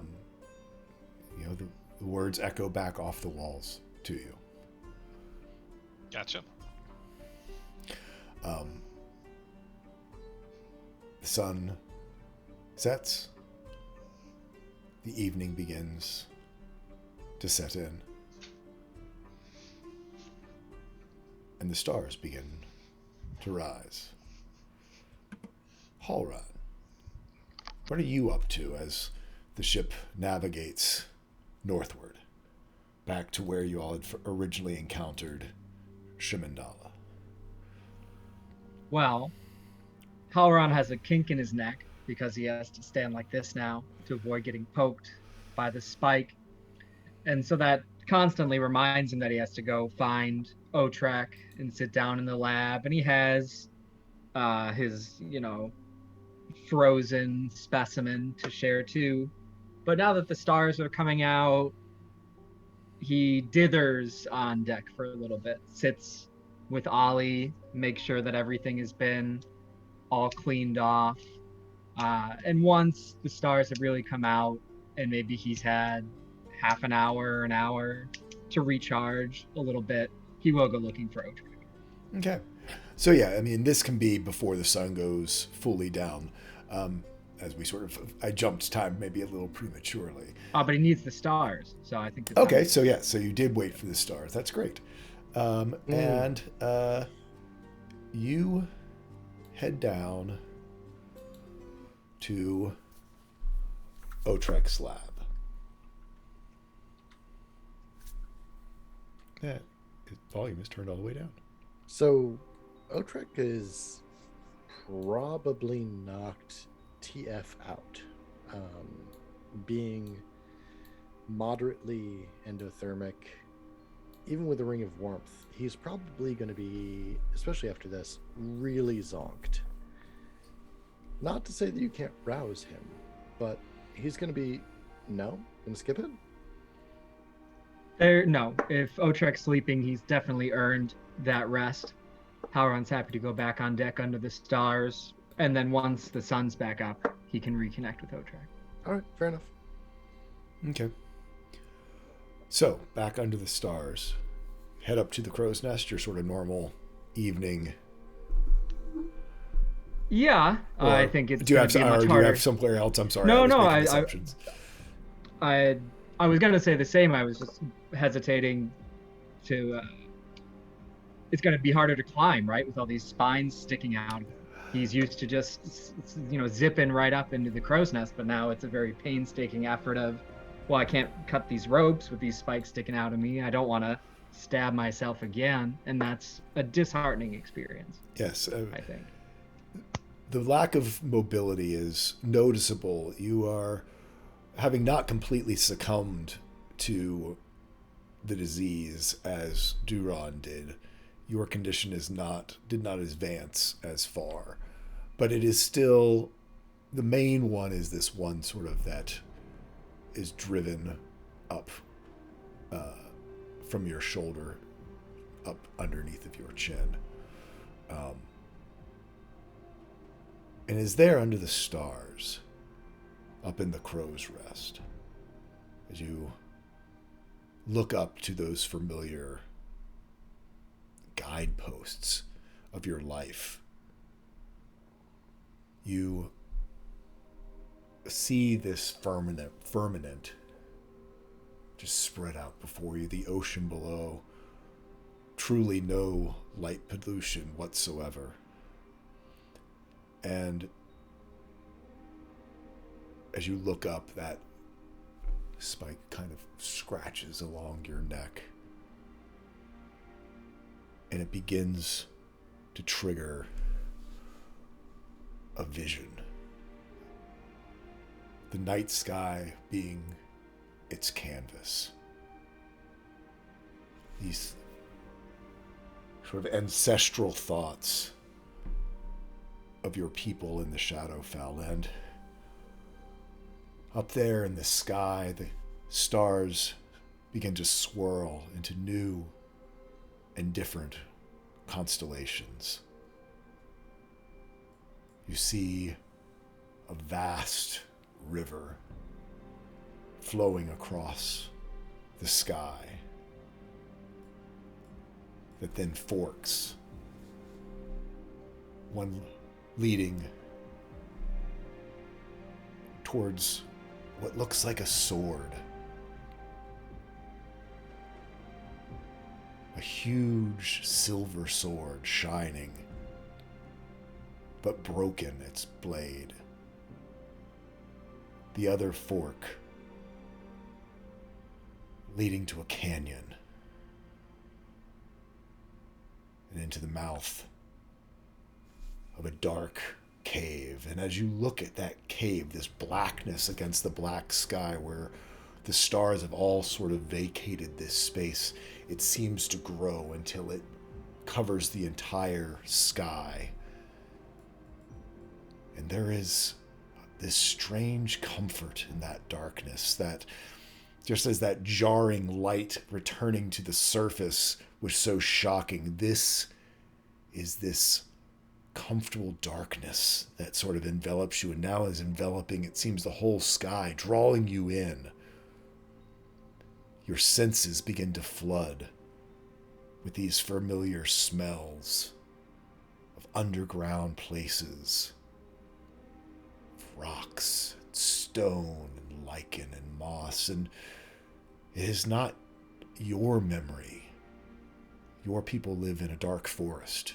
They don't live underground, but you know your ancestors from the before lived in places like that, and you begin to hear a chanting,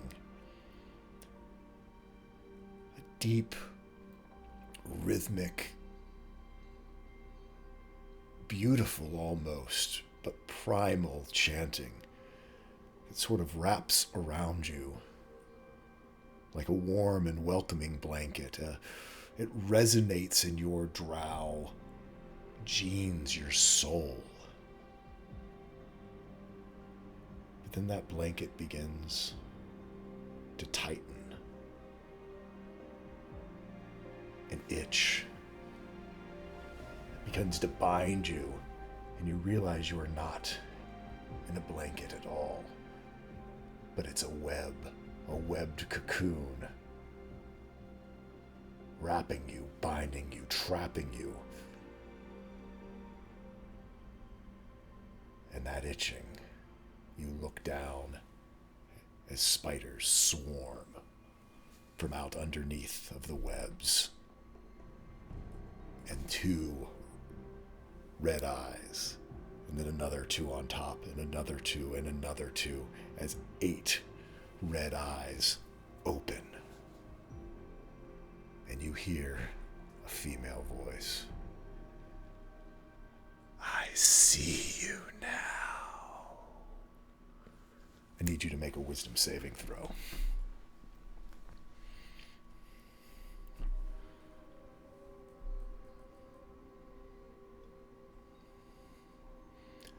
On a 13, you feel yourself trapped in that moment as the stories flood into your mind of who and what your people ran from. I need you to roll me 2d6.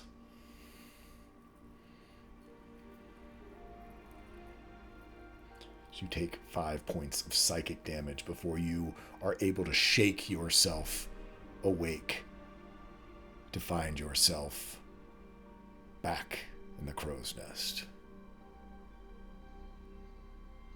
looking up at the stars, having shaken yourself back awake.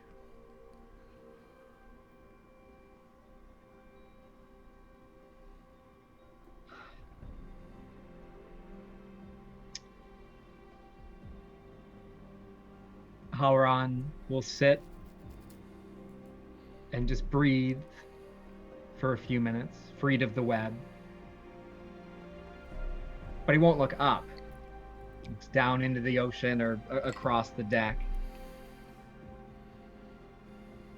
And with a heavy sigh that would make Duran proud, he climbs down and goes into his cabin to rest for the first time in probably 70 or 80 years of sailing on the whale's whiskers. As you look down towards the water and carefully climb down, having to sort of watch your hands and your step, your eye is drawn southward, where you see the outflow of the river, the one that was to the west of the Vile Reef. And the way the stars and the moonlight is reflected on it, it almost perfectly matches the river from your vision in the stars.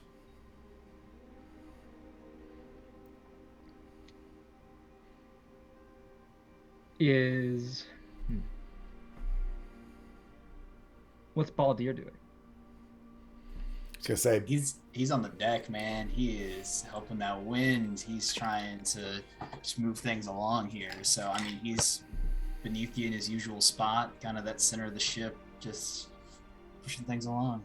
But Baldir, are you the wind beneath our wings? God bless it. How did we get to session 9 before that happened? epic. The wind. I will, instead of going under deck, but still doing my best not to look up, approach Baldir and, bid him hello. Not fair evening or anything, just hi. It's been a long day, friend Hauron. How do you fare?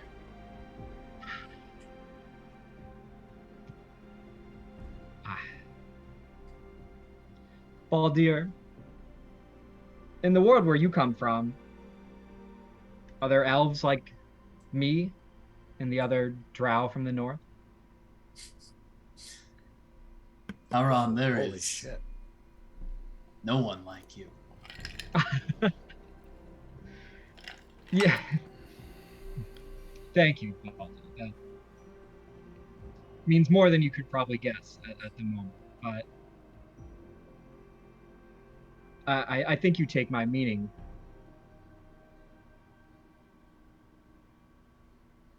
Jay, you want to help me here? Oh, sorry. 100% your call. Whether you ever met a drow before. Cool. Just wanted to check with you before. Yeah, I nope. lean into You it, can so. build that world however you want. I love that. You remind me of others, but you not quite the same. Shape, your form, but the way you carry yourself, the way you just kind of generally like emotions to your body and to, I mean, your thoughts, your feelings, your living embodiment of your people. This is like a distant memory compared to what I know. Familiar, but not exactly.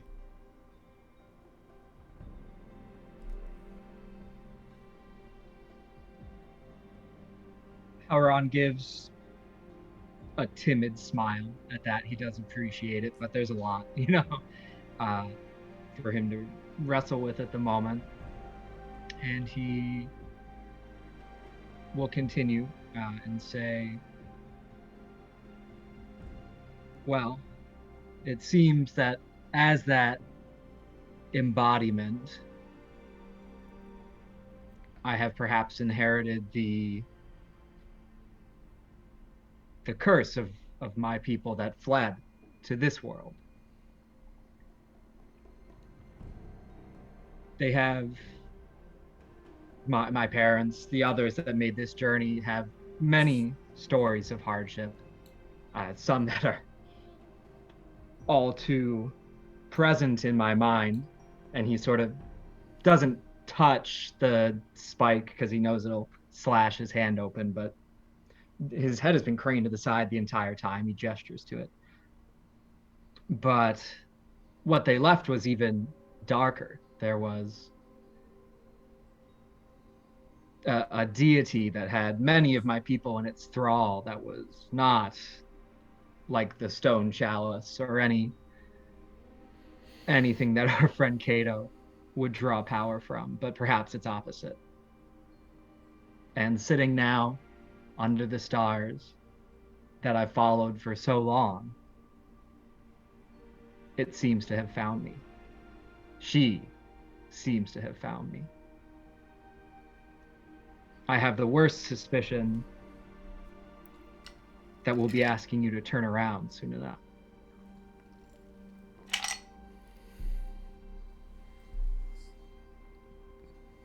We're not done with this part of the world yet.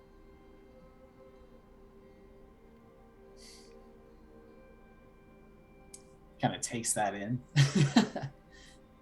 Halron's not expecting an immediate response by any means. That's a lot.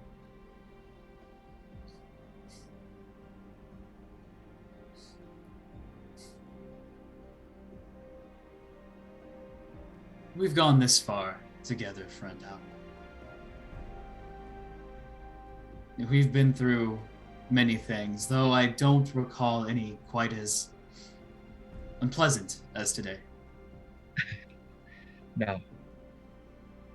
But if we can make it through that, if we can make it through it all. And you've brought me this far. You've brought me this close. You say the word, friend. Wherever we need to go. Wherever you want to go. Let Baldir help guide. I guess it's probably a bit of a reach given Baldier's stature, but Halron will clap him on the shoulder, or the closest thing to it that he can reach, and say, "Thank you, Baldier. That means a great deal right now. It's not my ship, so perhaps in the morning we can all come together and discuss the direction in which we should be traveling. Maybe for tonight, the sails don't need to be so full of wind." Baldir with that kind of, lowers his arms a bit. You can see that wind die down, and there's probably just that natural kind of light breeze pushing things at this point.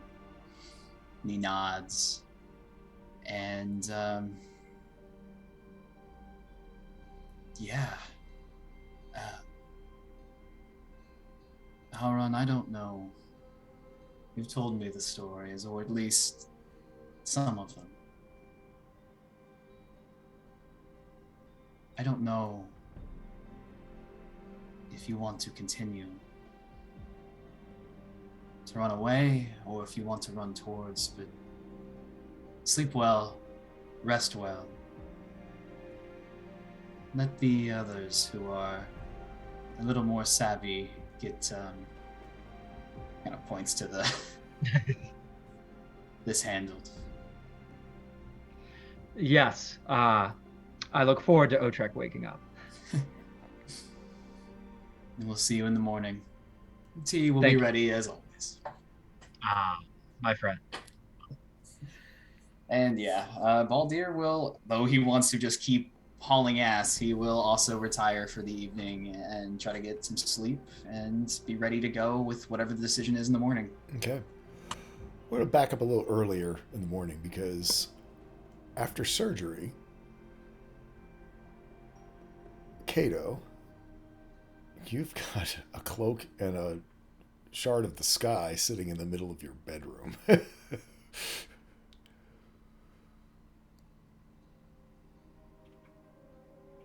Kato's going to look at this pile in his bed, or in his bedroom, and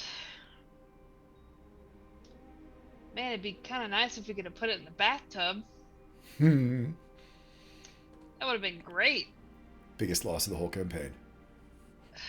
I'm glad you said it. We're all thinking it. We're all feeling it. Kato definitely is.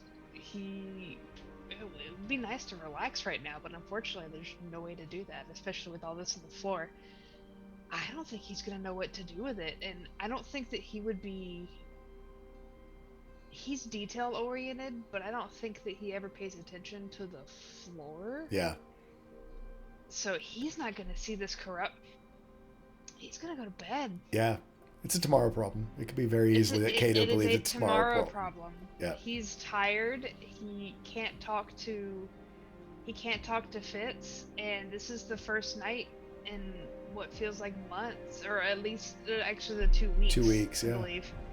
What feels like almost a month where he's alone and he's by himself in this room where he, instead of sitting in the quiet with Fitz, now he's sitting in the quiet by himself, and he's not really taking that super well. So he's eventually gonna drift to sleep, but it's not fitful. Yep. It's Fitzless? Oh. No. Ugh. And we're done here. It's been Lightning, great campaign, Yeah, guys. very campaign. Lightning strikes, ship sinks. wow. And I at least If get the only. tub back Yeah. for that. Queta. Your Oh. evening, anything before you turn in for a long rest. Sounds like most everyone is gonna sleep the day off, but if you've got any last things before allowing a new day to come.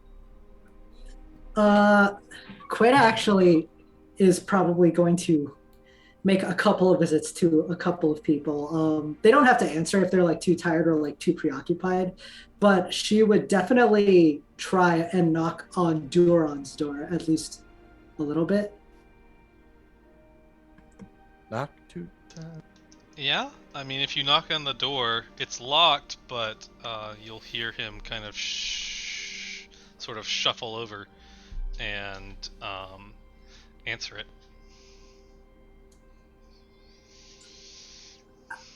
How are you? Are you? You look. She's kind of reaching for the words. It's kind of been like difficult to like talk with Duron to Quato. Awful So is the word you're looking for. I wouldn't put it like that. It's the correct word. What can I do for you? You do look awful, she says, in agreement. What when you said it's corrupted, exactly what did you mean by that? When I touched it, I felt the corruption within me stir. And I knew that the shard itself was the source. That's what I meant. All right. And so Queta's kind of nervously like playing with her hands, just kind of parsing through her thoughts and what she's seen. So is it dangerous to hand this over? Is it dangerous to have it in our possession? She's like kind of nervously thinking about. That that is out of my area of expertise. I don't know. Do you, Queta says, coming a bit closer, do you know what your master wants? He will flinch at that term.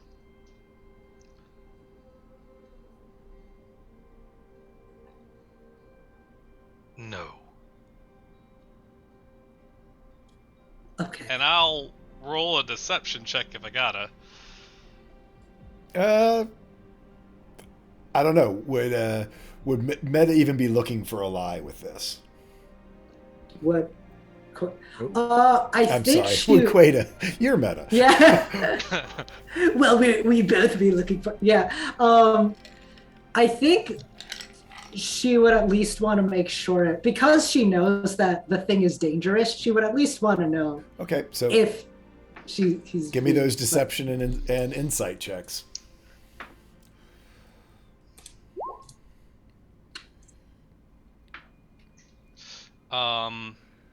That's a 22. Mine's a 16, so. Yeah. So Duron apparently is telling the truth. Yeah, Queta says, all right, I'm sorry that it's come to this. It's true. It truly is just something terrible. I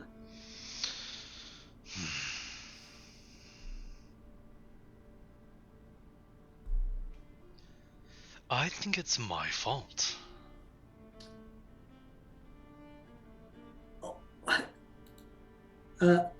Queta was like looking for like an opportunity to go and like scoot to Kato's room, but when she hears that, she'll quickly say, "Well, I don't think that's entirely true. None of this could have really been predicted.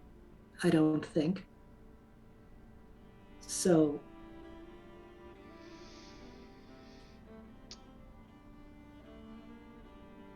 if you don't know what's going to happen because of the choices that you make,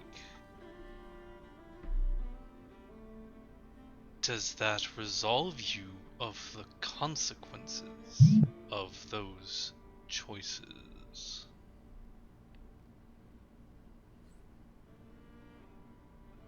Well, and Quaid's kind of like mulling over exactly how to respond. Yeah, because we've never really had a close interaction. Yeah, so she says, "Well, no, I don't think so, but this is far out of the purview of what any of us could have really imagined, isn't it?"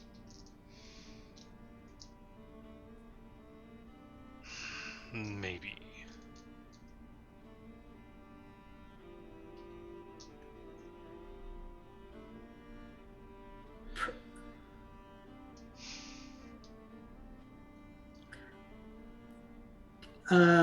Yeah, Quaid's like reaching for things to say, and it's hard. I think that awkward silence probably lingers for a little bit.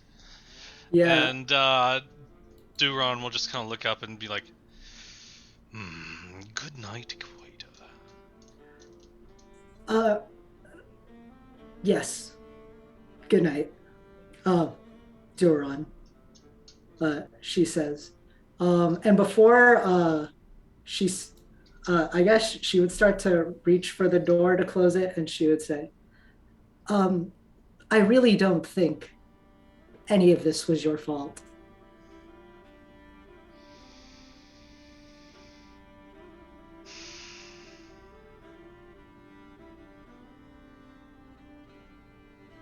I don't know.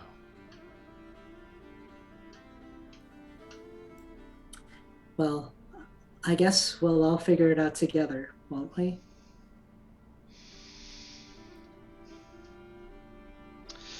How to move forward, at least.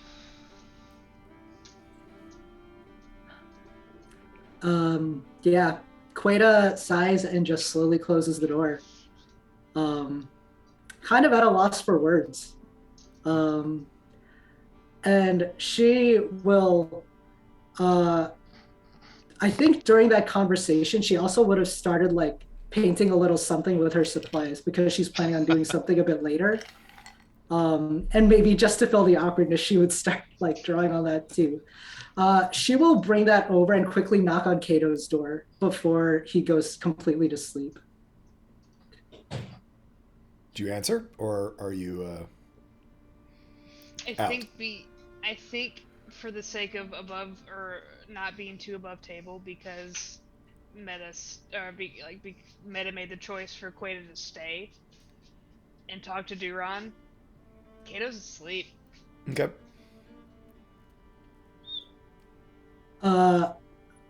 Quaida will insistently knock this time.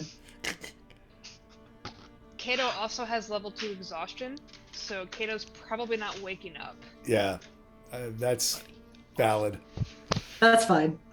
Yeah. So Quaida just makes a mental note to tell him not to sleep there for a little while because the shard hasn't been moved.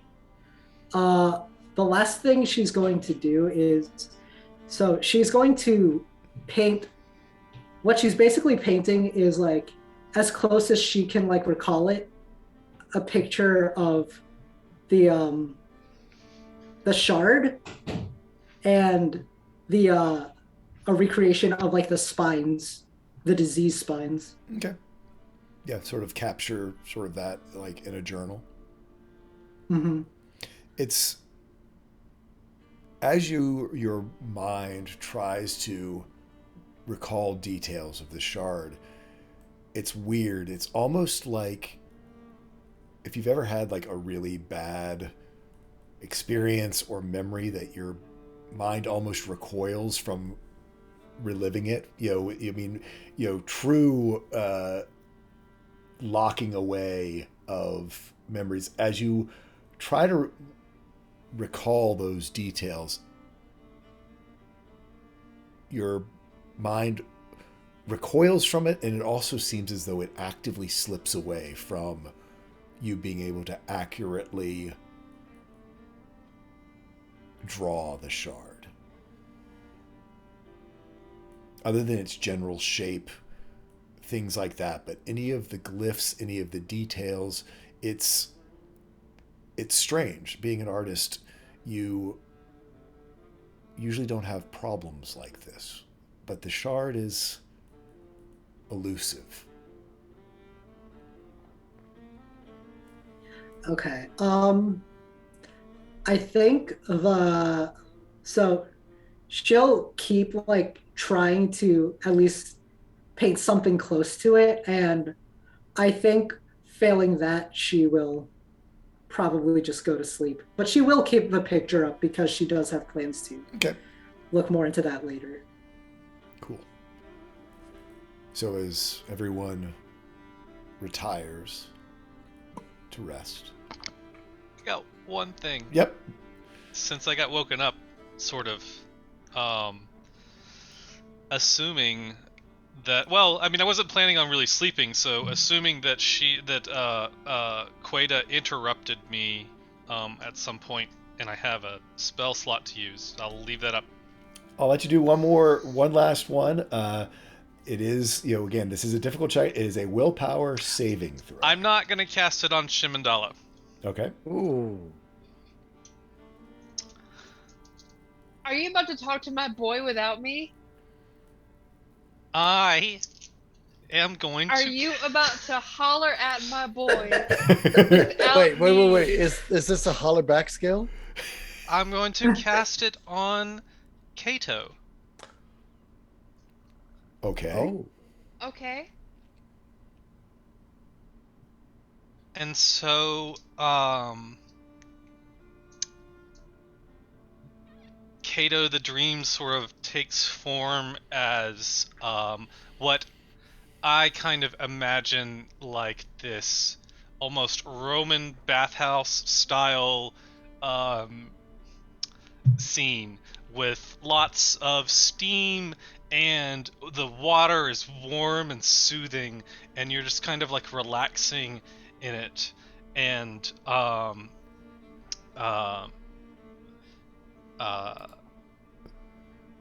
Duran will kind of like it's not like it appears unnaturally, but it's just kind of like there after a while, and you realize it.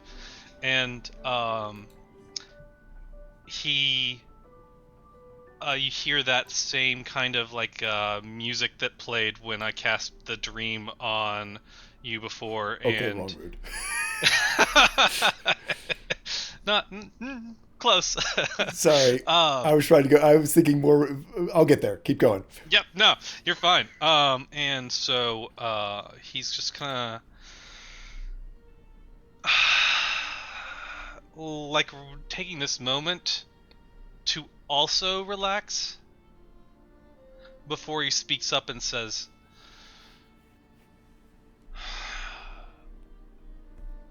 "What could I have done differently?"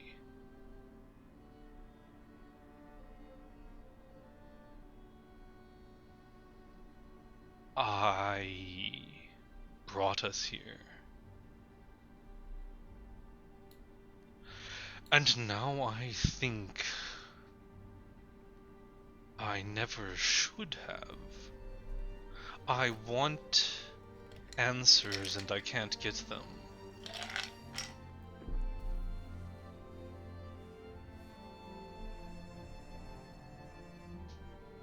And I don't know what to do next.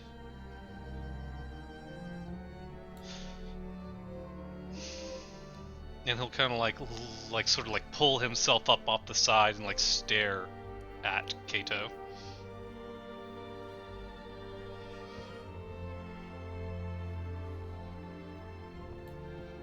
If we're being honest,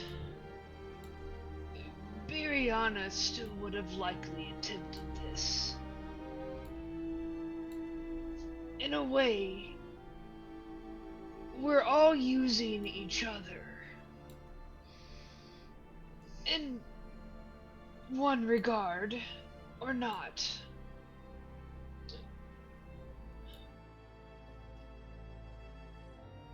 Honesty, communication, that would have been something that you could have done better. I didn't know what would happen when we came here, and I don't know if I could have predicted what happened when we left. There's no way you could have, Duran. I don't think anyone... I know where to go next. When I left the room, by the way, don't sleep next to that shard. I believe I'm sleeping next to it now. I would wake up if I were you. But then I'd have to leave this, and this is actually rather nice. When I left the room,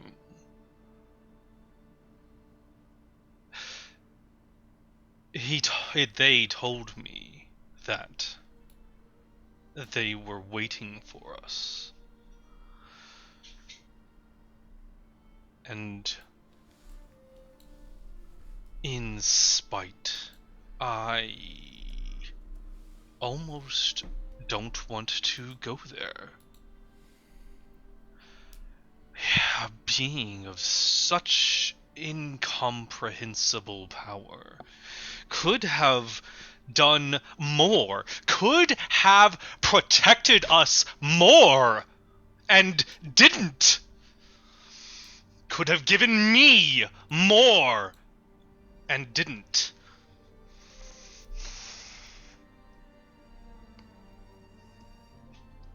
What's the point of having all of their power and doing nothing but serve themselves?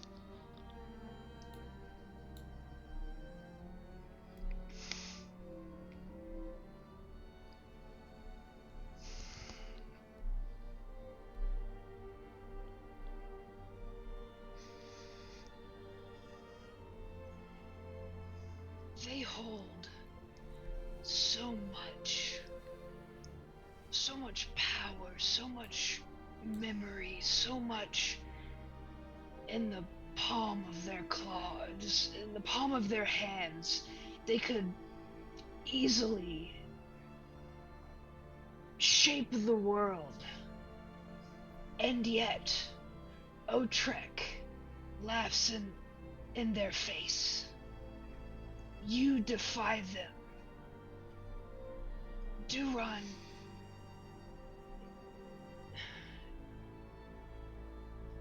in a way,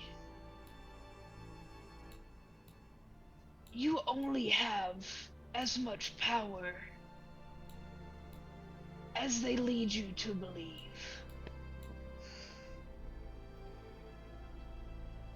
You have done so much to progress yourself in the moments when you were powerless.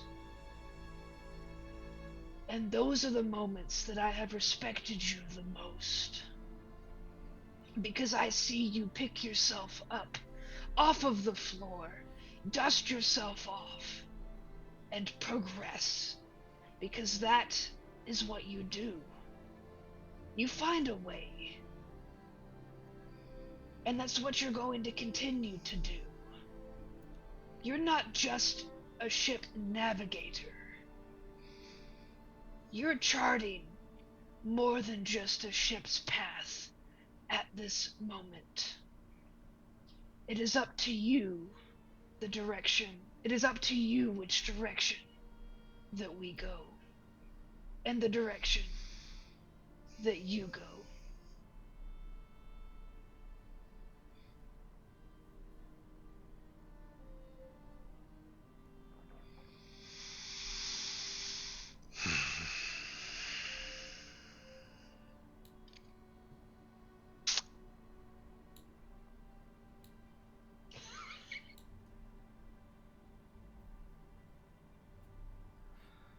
I'll see you in the morning, Kato. And that dream kind of collapses.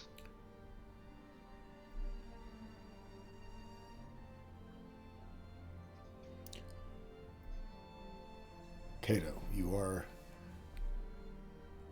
left in darkness.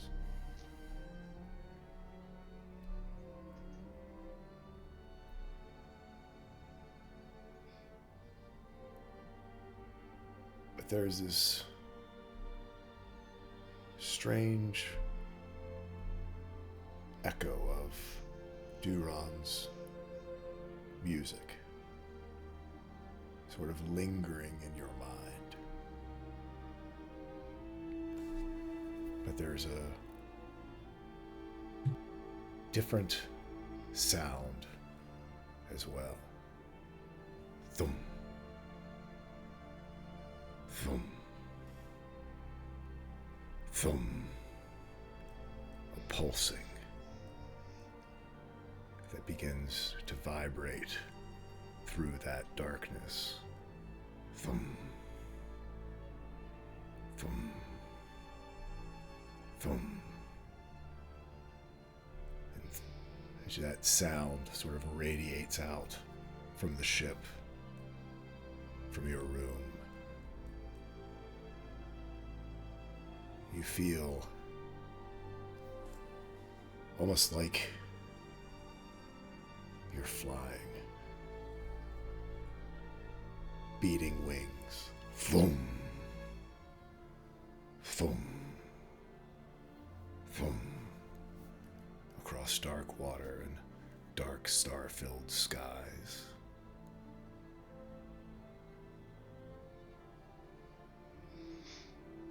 You feel yourself almost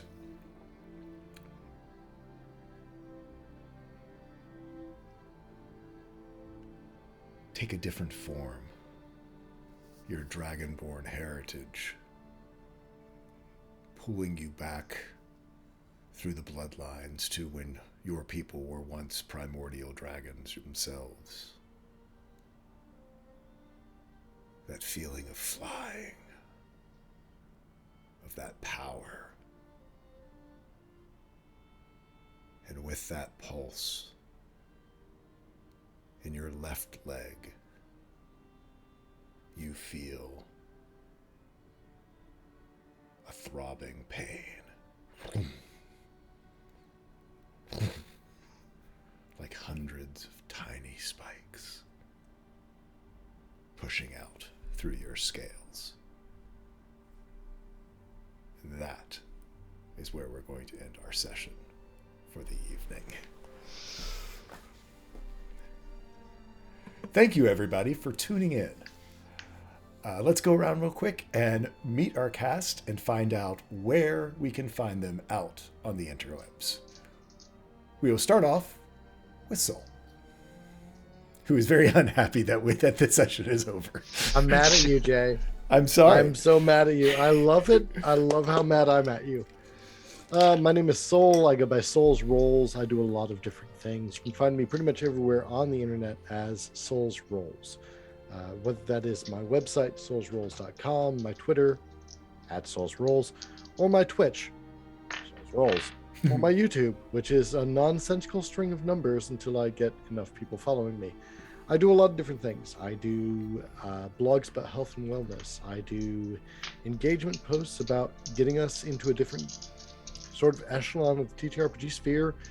And I run a bunch of games. I play a bunch of games. I want to see you there. I want to share these stories with you, whether it's here with Tall Squall or elsewhere. There's a lot of great things out here, and I want you to be part of it. Thank you. Next up, Ace. Hi, I'm Ace. You can find me on the Twitters as Ace of Sween, talking about random, probably political stuff, or with my musician friend Colin McGinnis. Yeah, that's about all I got. I'm just a regular guy, nothing special. Next up, we've got Grant. Good evening, everyone. Yeah, thanks for watching. I'm Grant. You can find me on Twitter. I'll put the username in the Twitch chat here.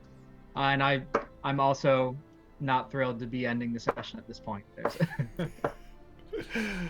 Oh, there's so much more to come, and we have the luxury of time again. Next up, Thankfully, we have Meta.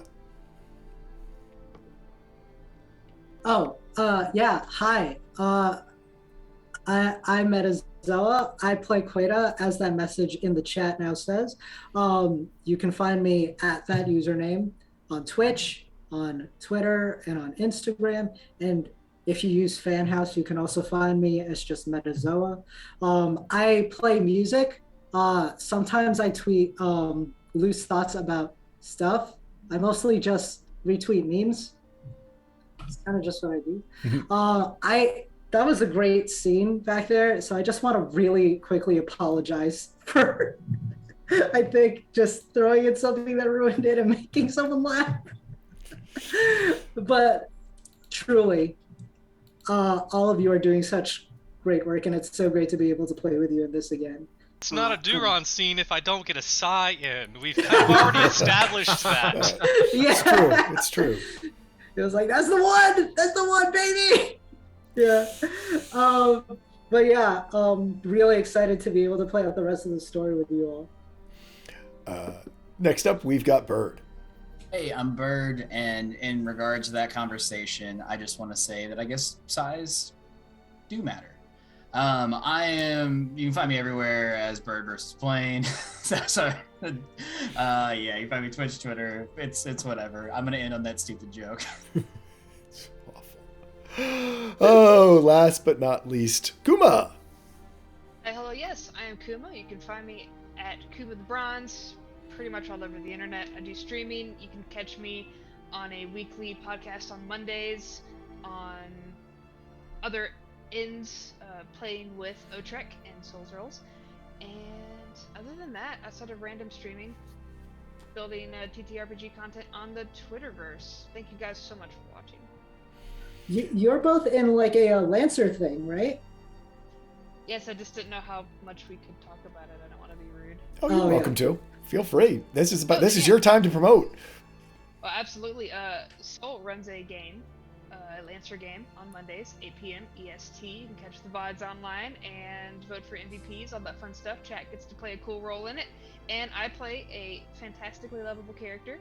And Soul's a great game runner, and it was a lot of fun.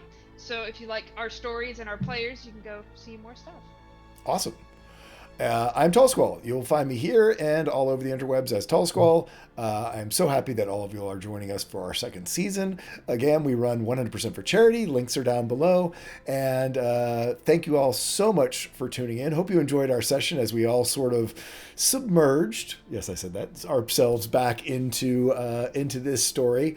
And don't worry, there is a lot more of action, intrigue, and it's made deep, stupid amounts of deep lore to explore as we go forward. There's hooks in the water. Let's see which one the crew bites, and we will see you next time. And until then, gather your friends together and tell a story, because that's what it's all about.